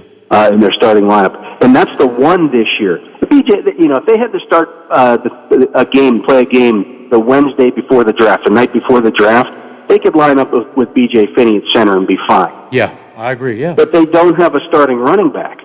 I'm sorry, Benny Snell is not that. Kalen Balaj is not that. These guys just the track record shows that these guys are not starter-capable players, at least not for a 16 or 17 game season. If you had to start and play one game with them, okay, maybe they'd be okay.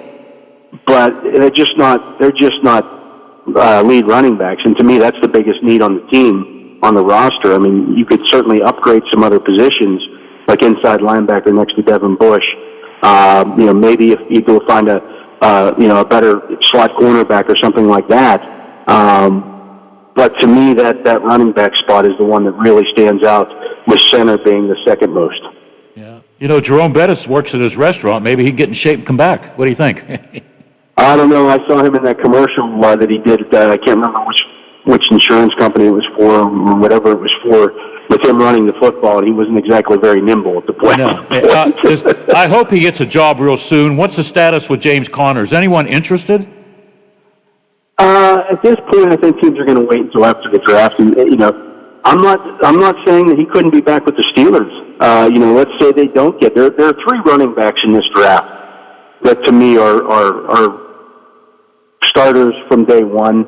That's Najee Harris from Alabama, Javonte Williams from North Carolina, and Travis Etienne from Clemson. Then after that, you're looking at some of the guys like Trey Sermon from Ohio State. Maybe he's an every down back or a starting running back in the NFL. But I know those first three are. So if the Steelers would happen to get shut out, or some other team that's running back needy happens to get shut out, Connor's the best guy available right now. Okay. The problem with James is that he just can't stay healthy. No, that's bad. Hey, can we take a break and come back for a few more minutes? Yeah, no problem. All right, Lola, let's take a break. Dale Lally of Steelers, well, take me an hour to tell you all he works for. Let's put it this way. He's the hardest working reporter to cover the Steelers that I've ever met. All right? How you like that, Dale? Wow, you've met a lot of them, Bill. That's true. Dale Lally will be with us to talk more about the Steeler draft right after this. What is Real Big Talk? Well, it's an honest conversation that you can be a part of no matter which way you lean. I'm Big Rick, your host of Real Big Talk, and I invite you to join me, Lola, and the rest of this community to discuss our world and the events that unfold daily. Be a part of the conversation at 304-214-1600. Real Big Talk, weekdays 2 to 5 on the Watchdog. Quaker Steak and Lube at the Highlands is the perfect place to relax after a long day. Happy hour from 3 to 6 Monday through Friday. Get $2 off appetizers, $3 off domestic drafts, and house wine specials. Quaker Steak and Lube, voted Best Wings USA. Quaker Steak and Lube at the Highlands with another steal of a deal. Get a steak burger and fries all day Monday for only $8.99. It's also Military Mondays. The Lube will take 25% off for all veterans, active duty military, and first responders. Quaker Steak and Lube, voted Best Wings USA. It's time we put a stop to a few things. Right now, the D.C. establishment has all the power. The For the People Act will stop that. Billionaires buying West Virginia's elections? The For the People Act will stop that. Politicians and their families getting rich while we pay for it? Yep. The For the People Act will stop that too. Senator Manchin, you've always had West Virginia's back. Don't stop now. Stop corruption in its tracks and support the For the People Act, paid for by Represent Us. It's time we put a stop to a few things. Americans voting on machines that aren't made in America? The For the People Act will stop that. States using hackable voting machines with no paper trail? The For the People Act will stop that. Elections with no way to do careful audits or recounts by hand? Yep, the For the People Act will stop that too. Senator Manchin, you've always had West Virginia's back. Don't stop now. Stop election interference and support the For the People Act, paid for by Are representatives. you or your loved ones facing a serious legal battle? The law office of Paul Harris wants you to know you aren't alone. Do you need someone that's not afraid to go to trial and fight for your rights? Attorney Paul Harris and his team are willing to go where most firms are not. The courtroom. With a successful track record in civil litigation, criminal defense, including tax issues and healthcare fraud, Harris Law Office will fight for their clients by offering the most aggressive representation in and out of court. Call Paul Harris at Harris Law Office for a free consultation. 304-232-5300. Give us a call and tell us what you're thinking. Locally, 304-214-1600. Out of the area, toll free, 866-514-1600 or 304-232. Plumbers and Steam Fitters Local 83 want to thank the owners and contractors of the Ohio Valley for using their locally trained workers to help build for the future. Local 83 helps design, fabricate, and build the gas infrastructure for the oil and gas industry here in the Ohio Valley. Plumbers and Steam Fitters Local 83 is 300 members strong and growing. They also do residential, commercial, and industrial work on both sides of the river. For more information, call Plumbers and Steam Fitters Local 83 at 304-233-4445.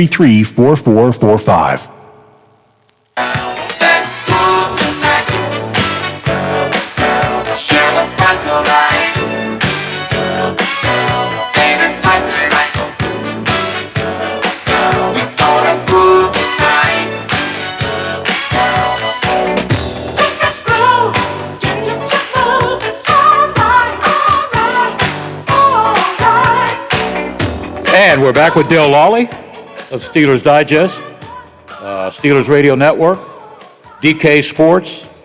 I only have 40 minutes left tonight. His resume is huge. Hey, you know what? We're both big fans of Marty Schottenheimer, right? Yeah. I just found this picture. Maybe I stole it from your sports editor, the Observer reporter, or maybe he sent it to me. It's the 1961 Fort Cherry basketball team that won a championship.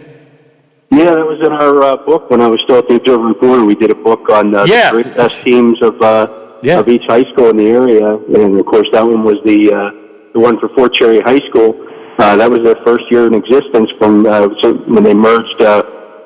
Marty was a McDonald High School guy, or I can't remember. He might have been. I can't remember the name of the little town there, but they won the state championship that first year in basketball.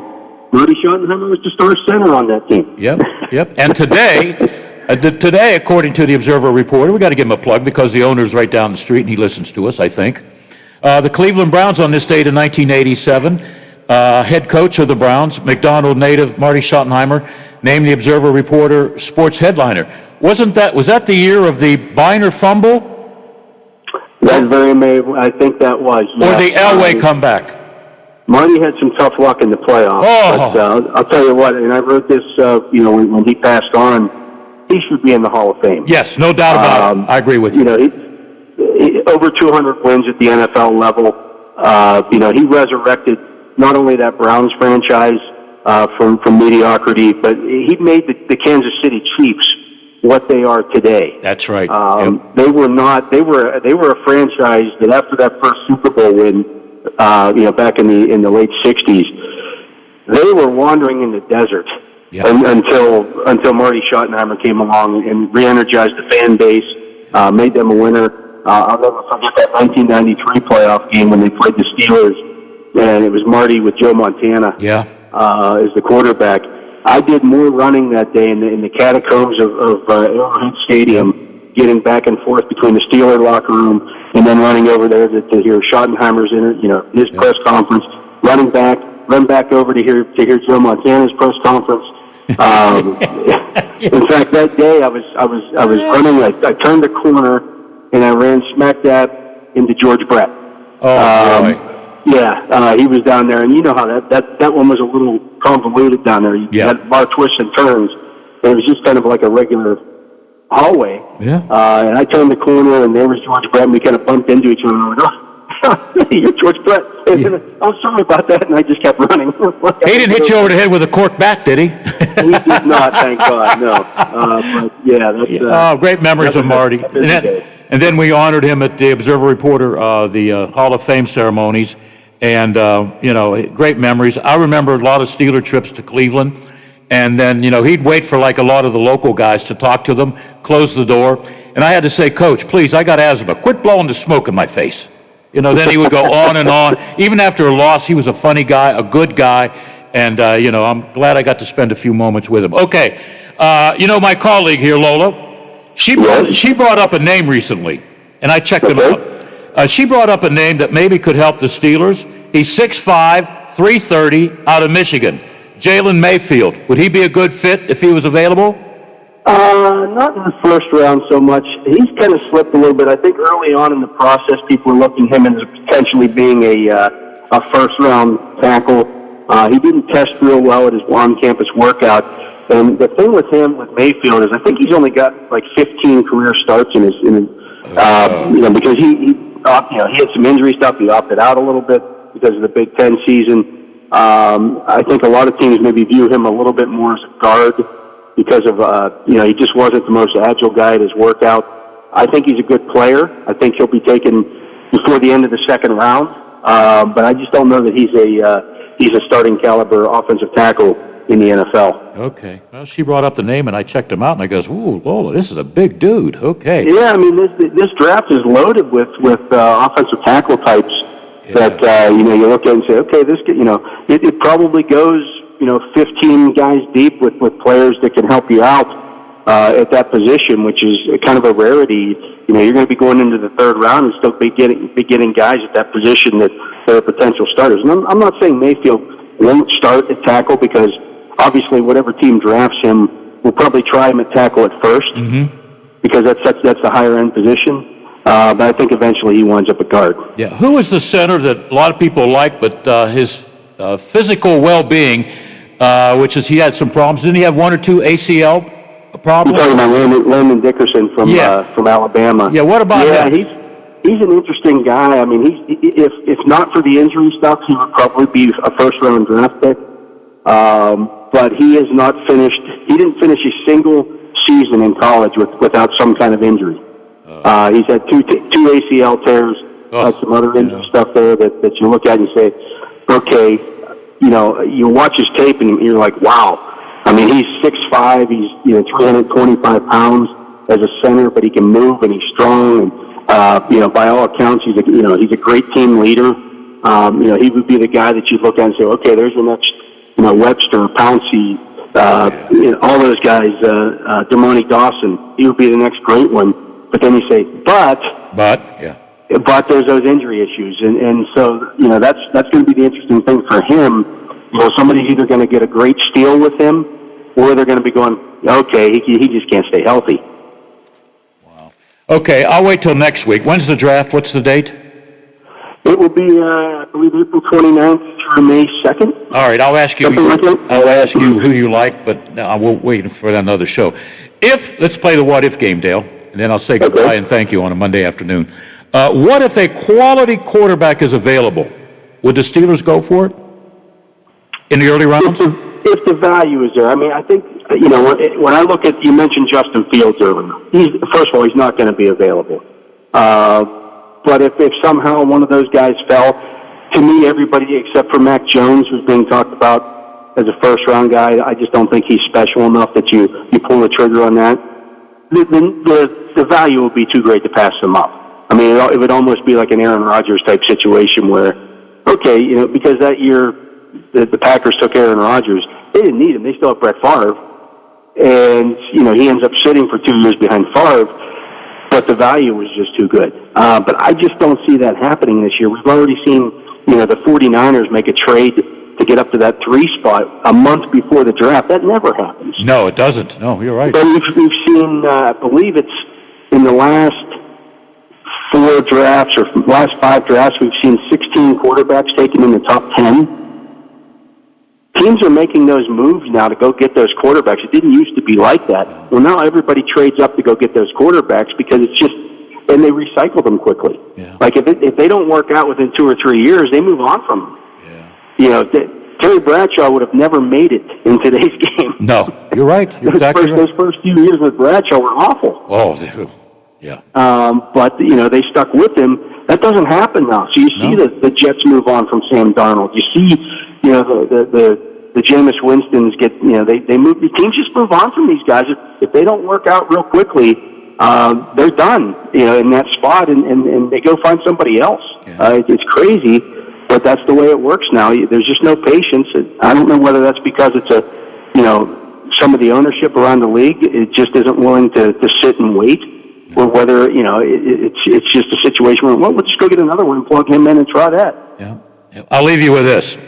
I talked to this character, and he was a character when he was a player, all right? I talked to him recently, and, he was always quotable. When I mention the name, you'll smile. He said, "I can still play, Bill." Bubby Brister. Wasn't he quotable? I mean, I had to do a lot of editing with his language, Yeah, I'm sure. But he's laughing all the way to the bank. 2 Super Bowl rings, Couple of Super Bowl rings, a nice long career. Yeah. And a lot of good memories. Yeah, a lot of good memories. I got a picture of him at camp. He was giving me the index finger, if you know what I mean. He was so funny. You'd walk into his room and you'd come out laughing because he'd be joking around. And when he told me that, I said, "Bubby hasn't changed." All right, Dale, keep up the good work. I'll pick your brains in about a week or two, okay? All right, sounds good, Bill. Hey, are you coaching little kids baseball? I am. I'm helping out with one team, and I'm coaching a Colt team on another one. But the pony season starts tonight, and I run the league in Washington for that. So this is a busy time of year for me. You pick the All-Stars? I help pick them. I don't pick them, hand-pick them myself. Well, my eligibility, I still have a year left. You still got a year left? Yep. Come on back and try out. Okay. Oh, whatever. It's funny. Everybody needs a good laugh. Take care, man. Make sure you teach those youngsters the right thing about baseball, and it's not all about winning, okay? Yep, we'll do that. Okay, thank you, Dale. I tried to get him to coach my kid. He's a good teacher. So I ended up on an opposing team with about 5 All-Stars. I don't know how that happened. Must have been politics. I wasn't involved, but we ended up beating Dale's team in the championship, okay? And then I invited his team to the local ice cream parlor for, ice cream, even though they lost. I still think I have that tab, $90-some. The guys around got triple cones, milkshakes. They're only supposed to get an ice cream cone, but the kids had a good time. Yeah. All right.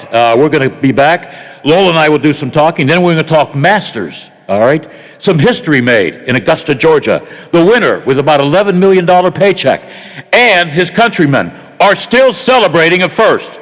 That's called a Segway Tease. All right? We'll be right back on The Variety Show. The Metro News Update is brought to you by Thomas Auto Centers, Mall Road, St. Clairsville. Get the best deal at Thomas Auto Centers. West Virginia Metro News. I'm Chris Lawrence. Governor Jim Justice has a coronavirus media briefing getting started this hour. You'll be able to watch it at WVMetroNews.com. Today's figures from the agency show 293 new cases in West Virginia since Sunday, but no fatalities. There are 271 in the hospital with the virus, 82 in ICU. Boone, Raleigh, and Berkeley County remain red on the daily alert map from the highest level of COVID-19 spread, but 6 other counties, Clay, Fayette, Grant, Jefferson, Kanawha, and Mingo, would be red under alternative metrics.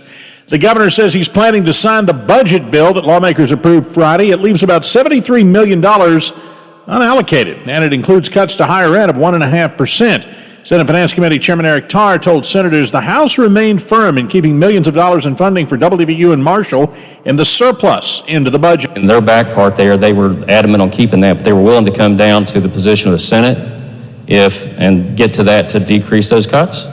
If we held that position in surplus, and the position was that they would get the money faster, so it's still there and the position's held. Wayne County Senator Bob Plymel says cutting budgets again for higher ed sends a message. We're ready to go ahead and say, we don't care about you, and we don't care about this. Now, what the result of all these things are tuition increases. You're listening to Metro News, the voice of West Virginia. A group of about 60 marched on Charleston's west side Sunday in a show of unity in a community that is grieving the death of a local high school athlete. 18-year-old KJ Taylor was shot dead on the west side of Charleston last week. Martise Washington is a resident there and helped organize the march. It means that people understand and they finally see what's going on. They're not just complaining, writing a letter, or making a Facebook post. Now they're here to help. The Charleston Police Department continues its investigation. From the Metro News Anchor Desk, I'm Chris Lawrence. AutomotiveMap.com presents the Sports Flash, powered by The Score on the Watchdog. I'm John Thayer. Hideki Matsuyama made history yesterday as the first male golfer from Japan to win a major championship. The 29-year-old closed with a 1/73 and a one-shot victory over Will Zalatoris. Matsuyama finished at 10 under par for the tournament. Zalatoris was 9 under, while Jordan Spieth and Xander Schauffele tied at third at 7 under par. Martin Truex Jr. won the NASCAR Cup Series race at Martinsville. The race started on Saturday night, but was halted by rain after 42 laps and finished yesterday. Chase Elliott was second. Danny Hamlin, William Byron, and Kyle Larson rounded out the top 5. Download the Score app today. Lightning fast sports alerts. It's why the Score app is one of North America's most popular sports apps. I'm John Thayer with the Sports Flash, powered by The Score on the Watchdog. Making popcorn for movie night? Whoa, who are you? This is your wake-up call from TracFone Wireless. What if every time you tried a new streaming service, you had to buy a new TV? That'd be ridiculous. Yeah, some wireless companies do that when you switch. Make you buy a new phone. Right. But TracFone Wireless lets you keep your phone and your number and your network, and gives you unlimited talk and text starting at $20 a month. Seriously, who are you? This is your wake-up call, people. TracFone Wireless. Now you're in control. Oh, you're burning it. Oh, no. See terms and conditions at TracFone.com. What can help you take advantage of today's low mortgage rates and save money? Rocket can. You could save hundreds of dollars every month by refinancing with Rocket Mortgage at today's near historic low rates. If your current rate is over 4%, you could lower your payment by over $150 a month, saving thousands in interest every year. Call us today at 8338-ROCKET or go to rocketmortgage.com. Savings are based on Quicken Loans. Internal data. Points and fees may apply. Call for cost information and conditions. Equal housing lender. Licensed in all 50 states. NMLS-ConsumerAccess.org. Number 3030. Dutch Boy's new Platinum Plus paint with Stain Shield technology has the performance you expect from a luxury paint at a price you didn't. Platinum Plus is up to 50% more washable and stain resistant than a leading premium paint in satin sheen. Superiority ranges from 24 to 50% depending on sheen selected. Platinum Plus keeps your walls looking new longer. Menards and Dutch Boy Paint have you covered. Go ahead, live your life. Right now at Menards, get 11% off everything, including Dutch Boy Paint. Hi, this is Joe Mullins with the Radio Ramblers. We've been thankful to perform throughout the state, the U.S., and beyond, featuring bluegrass music, homegrown here in Ohio. We are certainly ready to get back on stage in front of audiences and at festivals and concerts after we have enough people vaccinated in the state. The COVID-19 vaccine will let us all get back in business doing what we love. Please roll up your sleeve. Ohioans have come a long way, and we can't afford to stop our efforts now. Don't procrastinate. Vaccinate. To schedule a vaccine appointment, see gettheshot.coronavirus.ohio.gov or call 1-833-427-5634. That's 833-427-5634. Do it today for a healthy Ohio as soon as possible. 1-833-427-5634. Ohio. I'm heading home to you. Hello, I'm Chuck Reddick, Commissioner of the Internal Revenue Service. We're working hard to get ready for tax filing season. You know who else is working hard? Identity thieves. Keep your computers and your mobile phones secure. Use antivirus software and strong passwords. Look out for email scams. Secure your home Wi-Fi with a password. Stay safe when you shop online. Look for HTTPS in the web address. See irs.gov for details. Babies come with lots of decisions. Cloth or disposable? Crib or bassinet? So when it comes to protection, go with the safest, most effective choice, vaccination. Get all the recommended vaccines for your baby by age 2 to protect your child against 14 serious childhood diseases. For more reasons to vaccinate, talk to your child's doctor. Go to cdc.gov/vaccines or call 800-CDC-INFO. A message from the Centers for Disease Control and Prevention.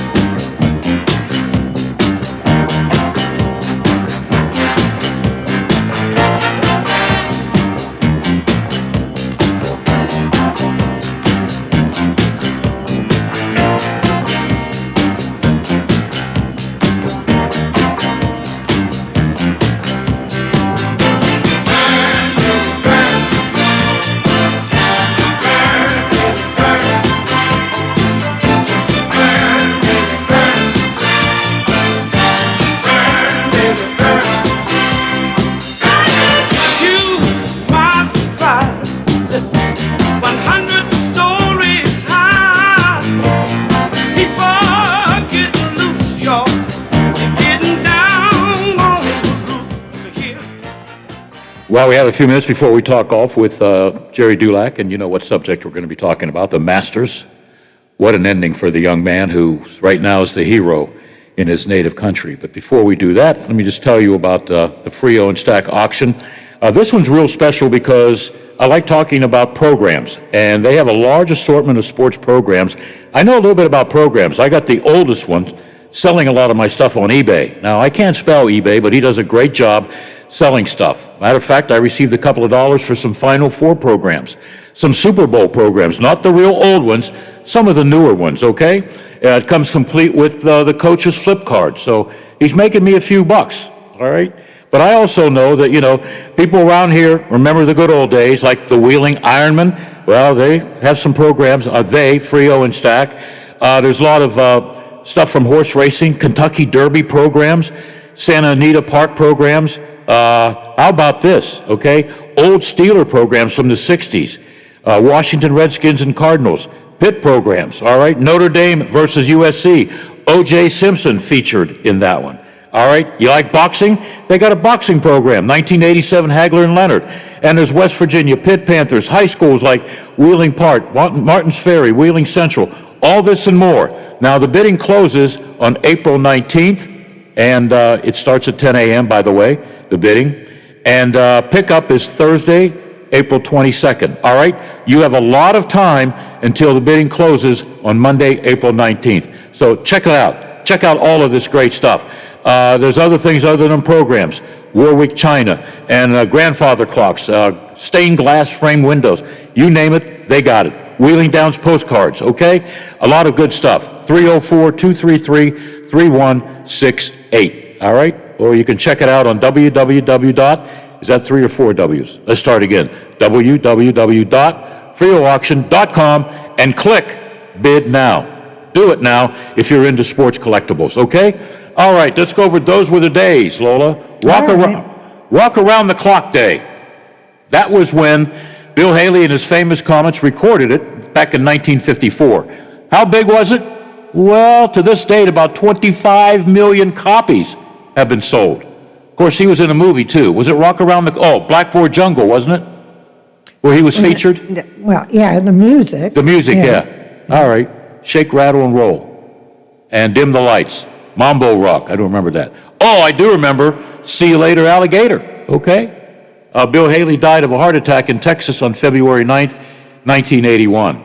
Jim Brown made his TV acting debut on this date in 1967 in Cops and Robbers.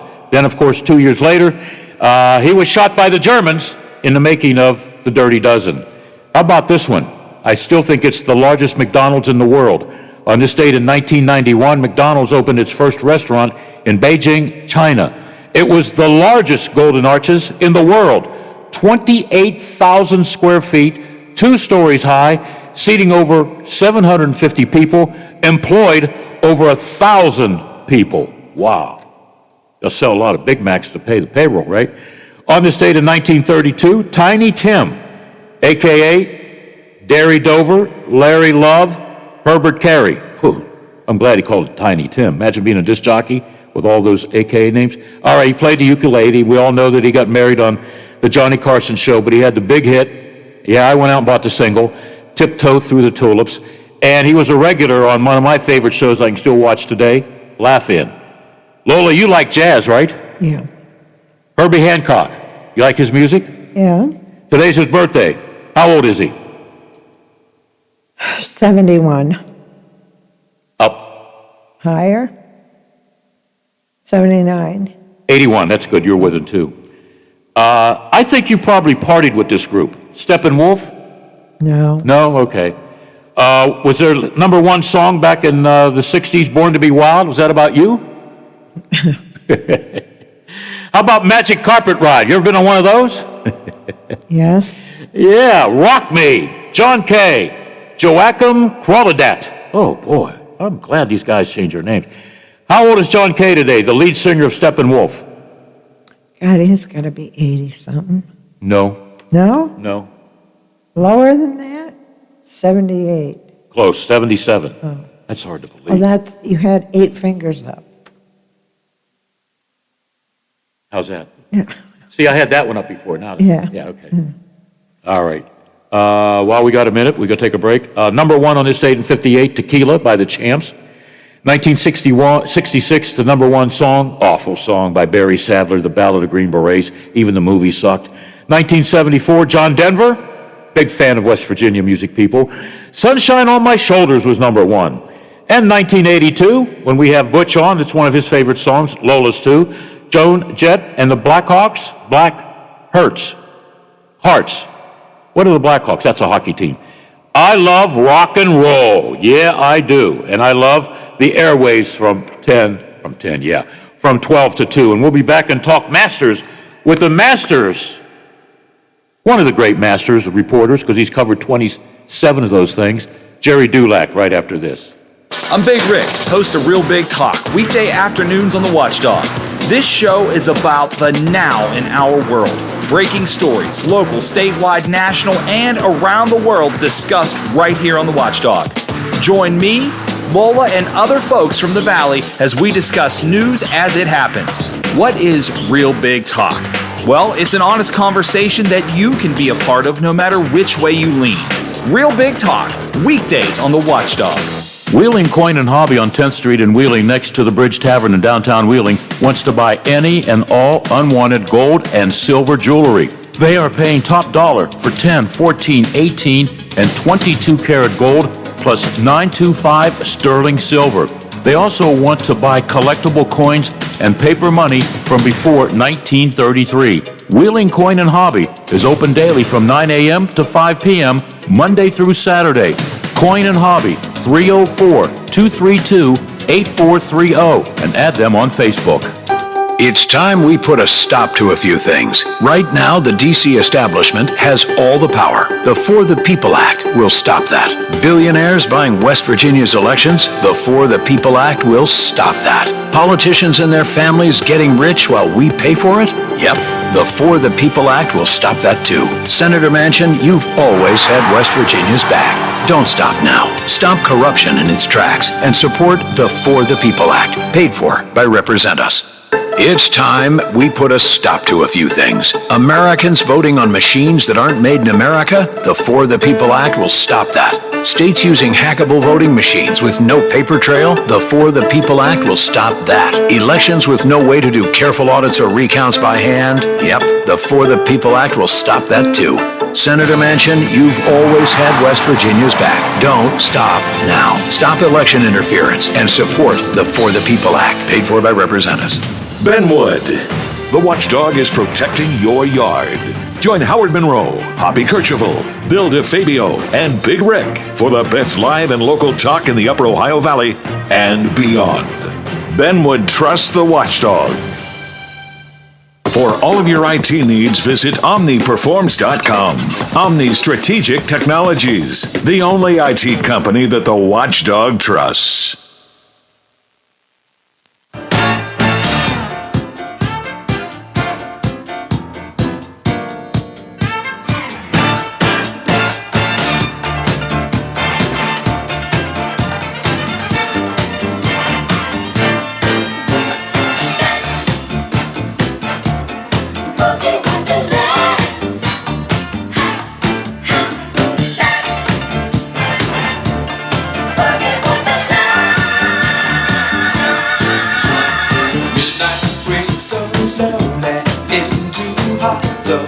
I tell you what, Lola, you play some great music during my segment. Hats off to you. I take my hat off, but the shine may cause some blindness for you. But way to go on the tunes today. My next guest, I know we had him on last week, but this is kind of a special time because the winner of the Masters is now a hero in his country. Let's welcome Jerry Dulac. Hey, Jerry. Really, I'm glad to hear a little disco music coming in. That was back in my younger day, Boogie Wonderland. So, yeah, my hat's off to her for introducing it with that. She picks the music. Hey, I practice this all morning on a lot of my freelance work. Hideki Matsuyama. Am I right? Hideki Matsuyama. Matsuyama, okay. Matsuyama, yes. Matsuyama. Like matzo balls. Just like it sounds. Like it sounds. Matsuyama. Matsuyama. Now, I heard on one of the ESPN guys, Hideki. It's Hideki, right?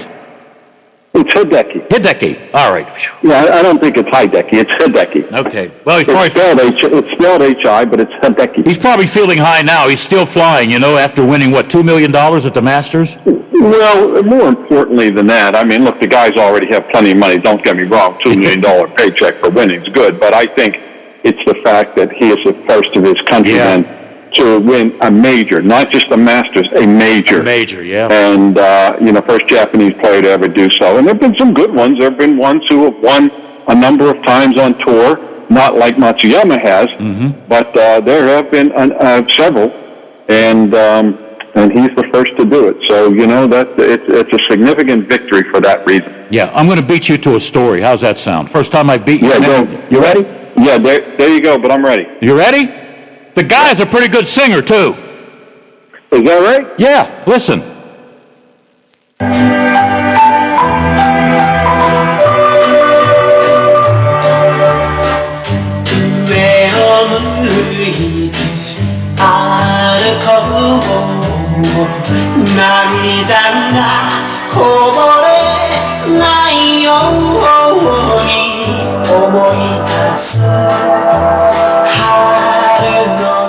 Bet you didn't know that, Dulac.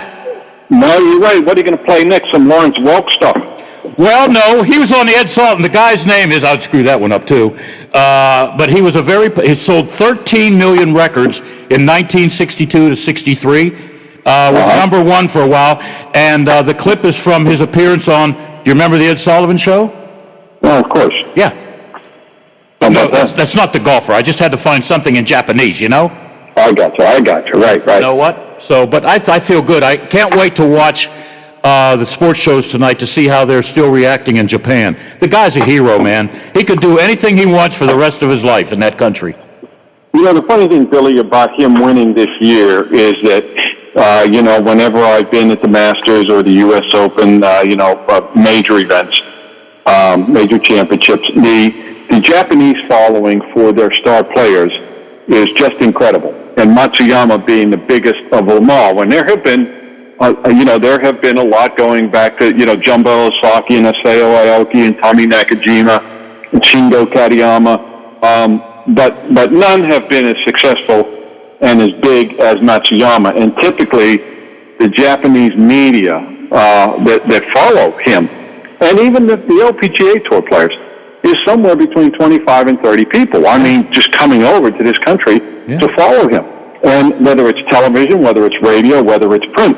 And not to mention the photographers. Well, because of COVID and the limitations at the Masters, I'm sure that group was cut at least in half, maybe it was cut 2/3. Yeah. I don't know because I wasn't there, but I know it was reduced because, one, you had the people from Japan who didn't want to come over, and two, the Masters was limiting how many media people they had. So at the moment of their greatest triumph, they had the fewest media people I'm sure they've had in years at a major championship following one of their stars. I still have some tight relationships with the media in Boston, and when they had a couple of Japanese pitchers or whatever, they would bring in 25 to maybe 50 reporters that they had an auxiliary press box just to cover when that individual would start, so whatever. I believe it.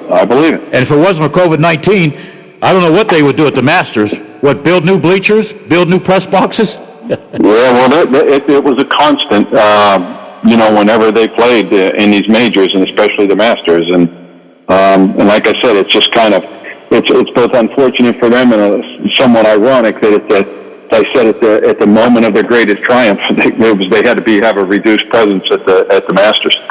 Jerry, you've covered, 27 Masters, U.S. Opens? I've lost track. I'd like to have a quarter for all the pro events you've seen.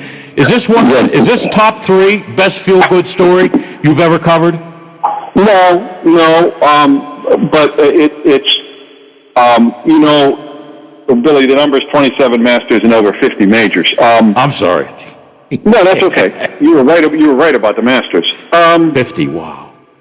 Adam Scott was the first Australian to win, and I don't know that there's a whole lot of difference, except that while Australia is a big golf crazed country, it doesn't even compare.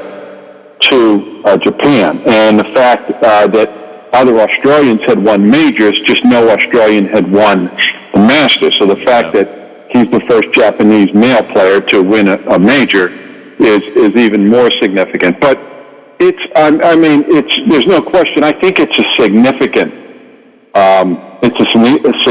moment, but I don't think anybody's going to rank it, up with certainly the Masters, but they're not going to rank it with Nicklaus in '86 or Tiger's victory in '97, which just on so many fronts changed the landscape of the sports world, certainly the golf world, and what he did for the sport. I mean, that still stands above them all.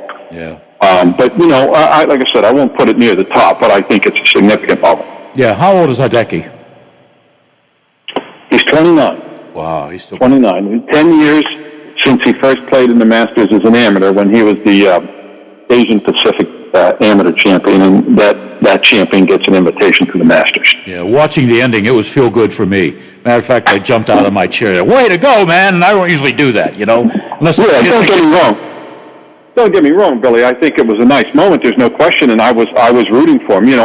I'm a Spieth guy, and I know what Spieth means to the game and what he means to American golf. Yeah. And his comeback has been resounding. And I could tell you, 90% of the people on that property were rooting for Jordan Spieth. But he was a little too far back. And when it became apparent that Matsuyama was going to win, there was no question I wanted to see him, complete it. And I'm glad, despite some bogeys coming in, that he had enough of a cushion that he was still able to do it. Yeah. Did you have a good feel for him after 2 rounds? Well, in this regard, I think the number is after round 1, no player who wasn't in the top 11 any Masters champion has never been outside the top 11 after the first round, I think is the number. And when you get to 36 holes, I think it's out of the top 8. So when Matsuyama was hanging around there, I thought any of those guys had the ability to win, but I knew he would be one of them because he's such a high ball hitter, and high ball hitters, and he's a tremendous iron player. His putting has never been his strength, and he wasn't exactly putting the eyes out of the ball, but his iron game is so sharp and hits the ball so high that Augusta's a second shot golf course, and so it's not surprising that he won when he was in that group.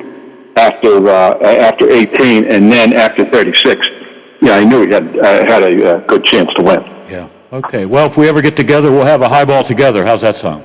Yeah, there you go.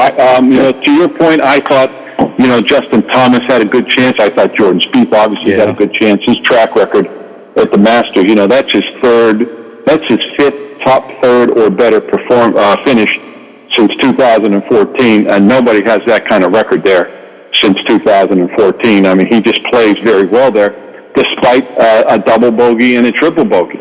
And, so if he would have won, obviously that wouldn't have surprised me based on the way he's been playing, and I thought he had a very good chance. But, it was a Masters that was without a lot of their top stars. Yeah, that's true, too. Johnson missed, McIlroy missed the cut. Bryson DeChambeau did nothing. It lacked some star power. And it wasn't an exciting Masters, but it was a significant Masters. Yeah, a lot of history there. Well, when it comes to history, past, present, or whatever, you're the best, Jerry, all right? All right, Billy, well, always good chat with you. That's 2 weeks in a row with some good golf talk. You can't beat that. No, you can't. And you know what? We ever had an Italian win the Masters? I don't think so. Francesco Molinari had it 2 years ago, and then he watered it on 15 and gave it to Tiger when he was in complete control. Okay. But I'm sure. I'm trying to think. I'm not certain about that, but I think somebody does. Well, down the road, when it comes to golf, I'm giving you a call because you're the best of the best. All right, and I mean that. Anytime, Billy. Thank you, Jerry. All right. Okay, got to boogie out of here. You know why? Got to make sure the door's open for Big Rick for the Big Rick Show. Always big time, big news, big stuff. Rick and Lola, there's a hell of a combination. I am out of here. Be safe. Be considerate of others. Please check on the elderly, and you can check on me because I need it. Sounds like through the night.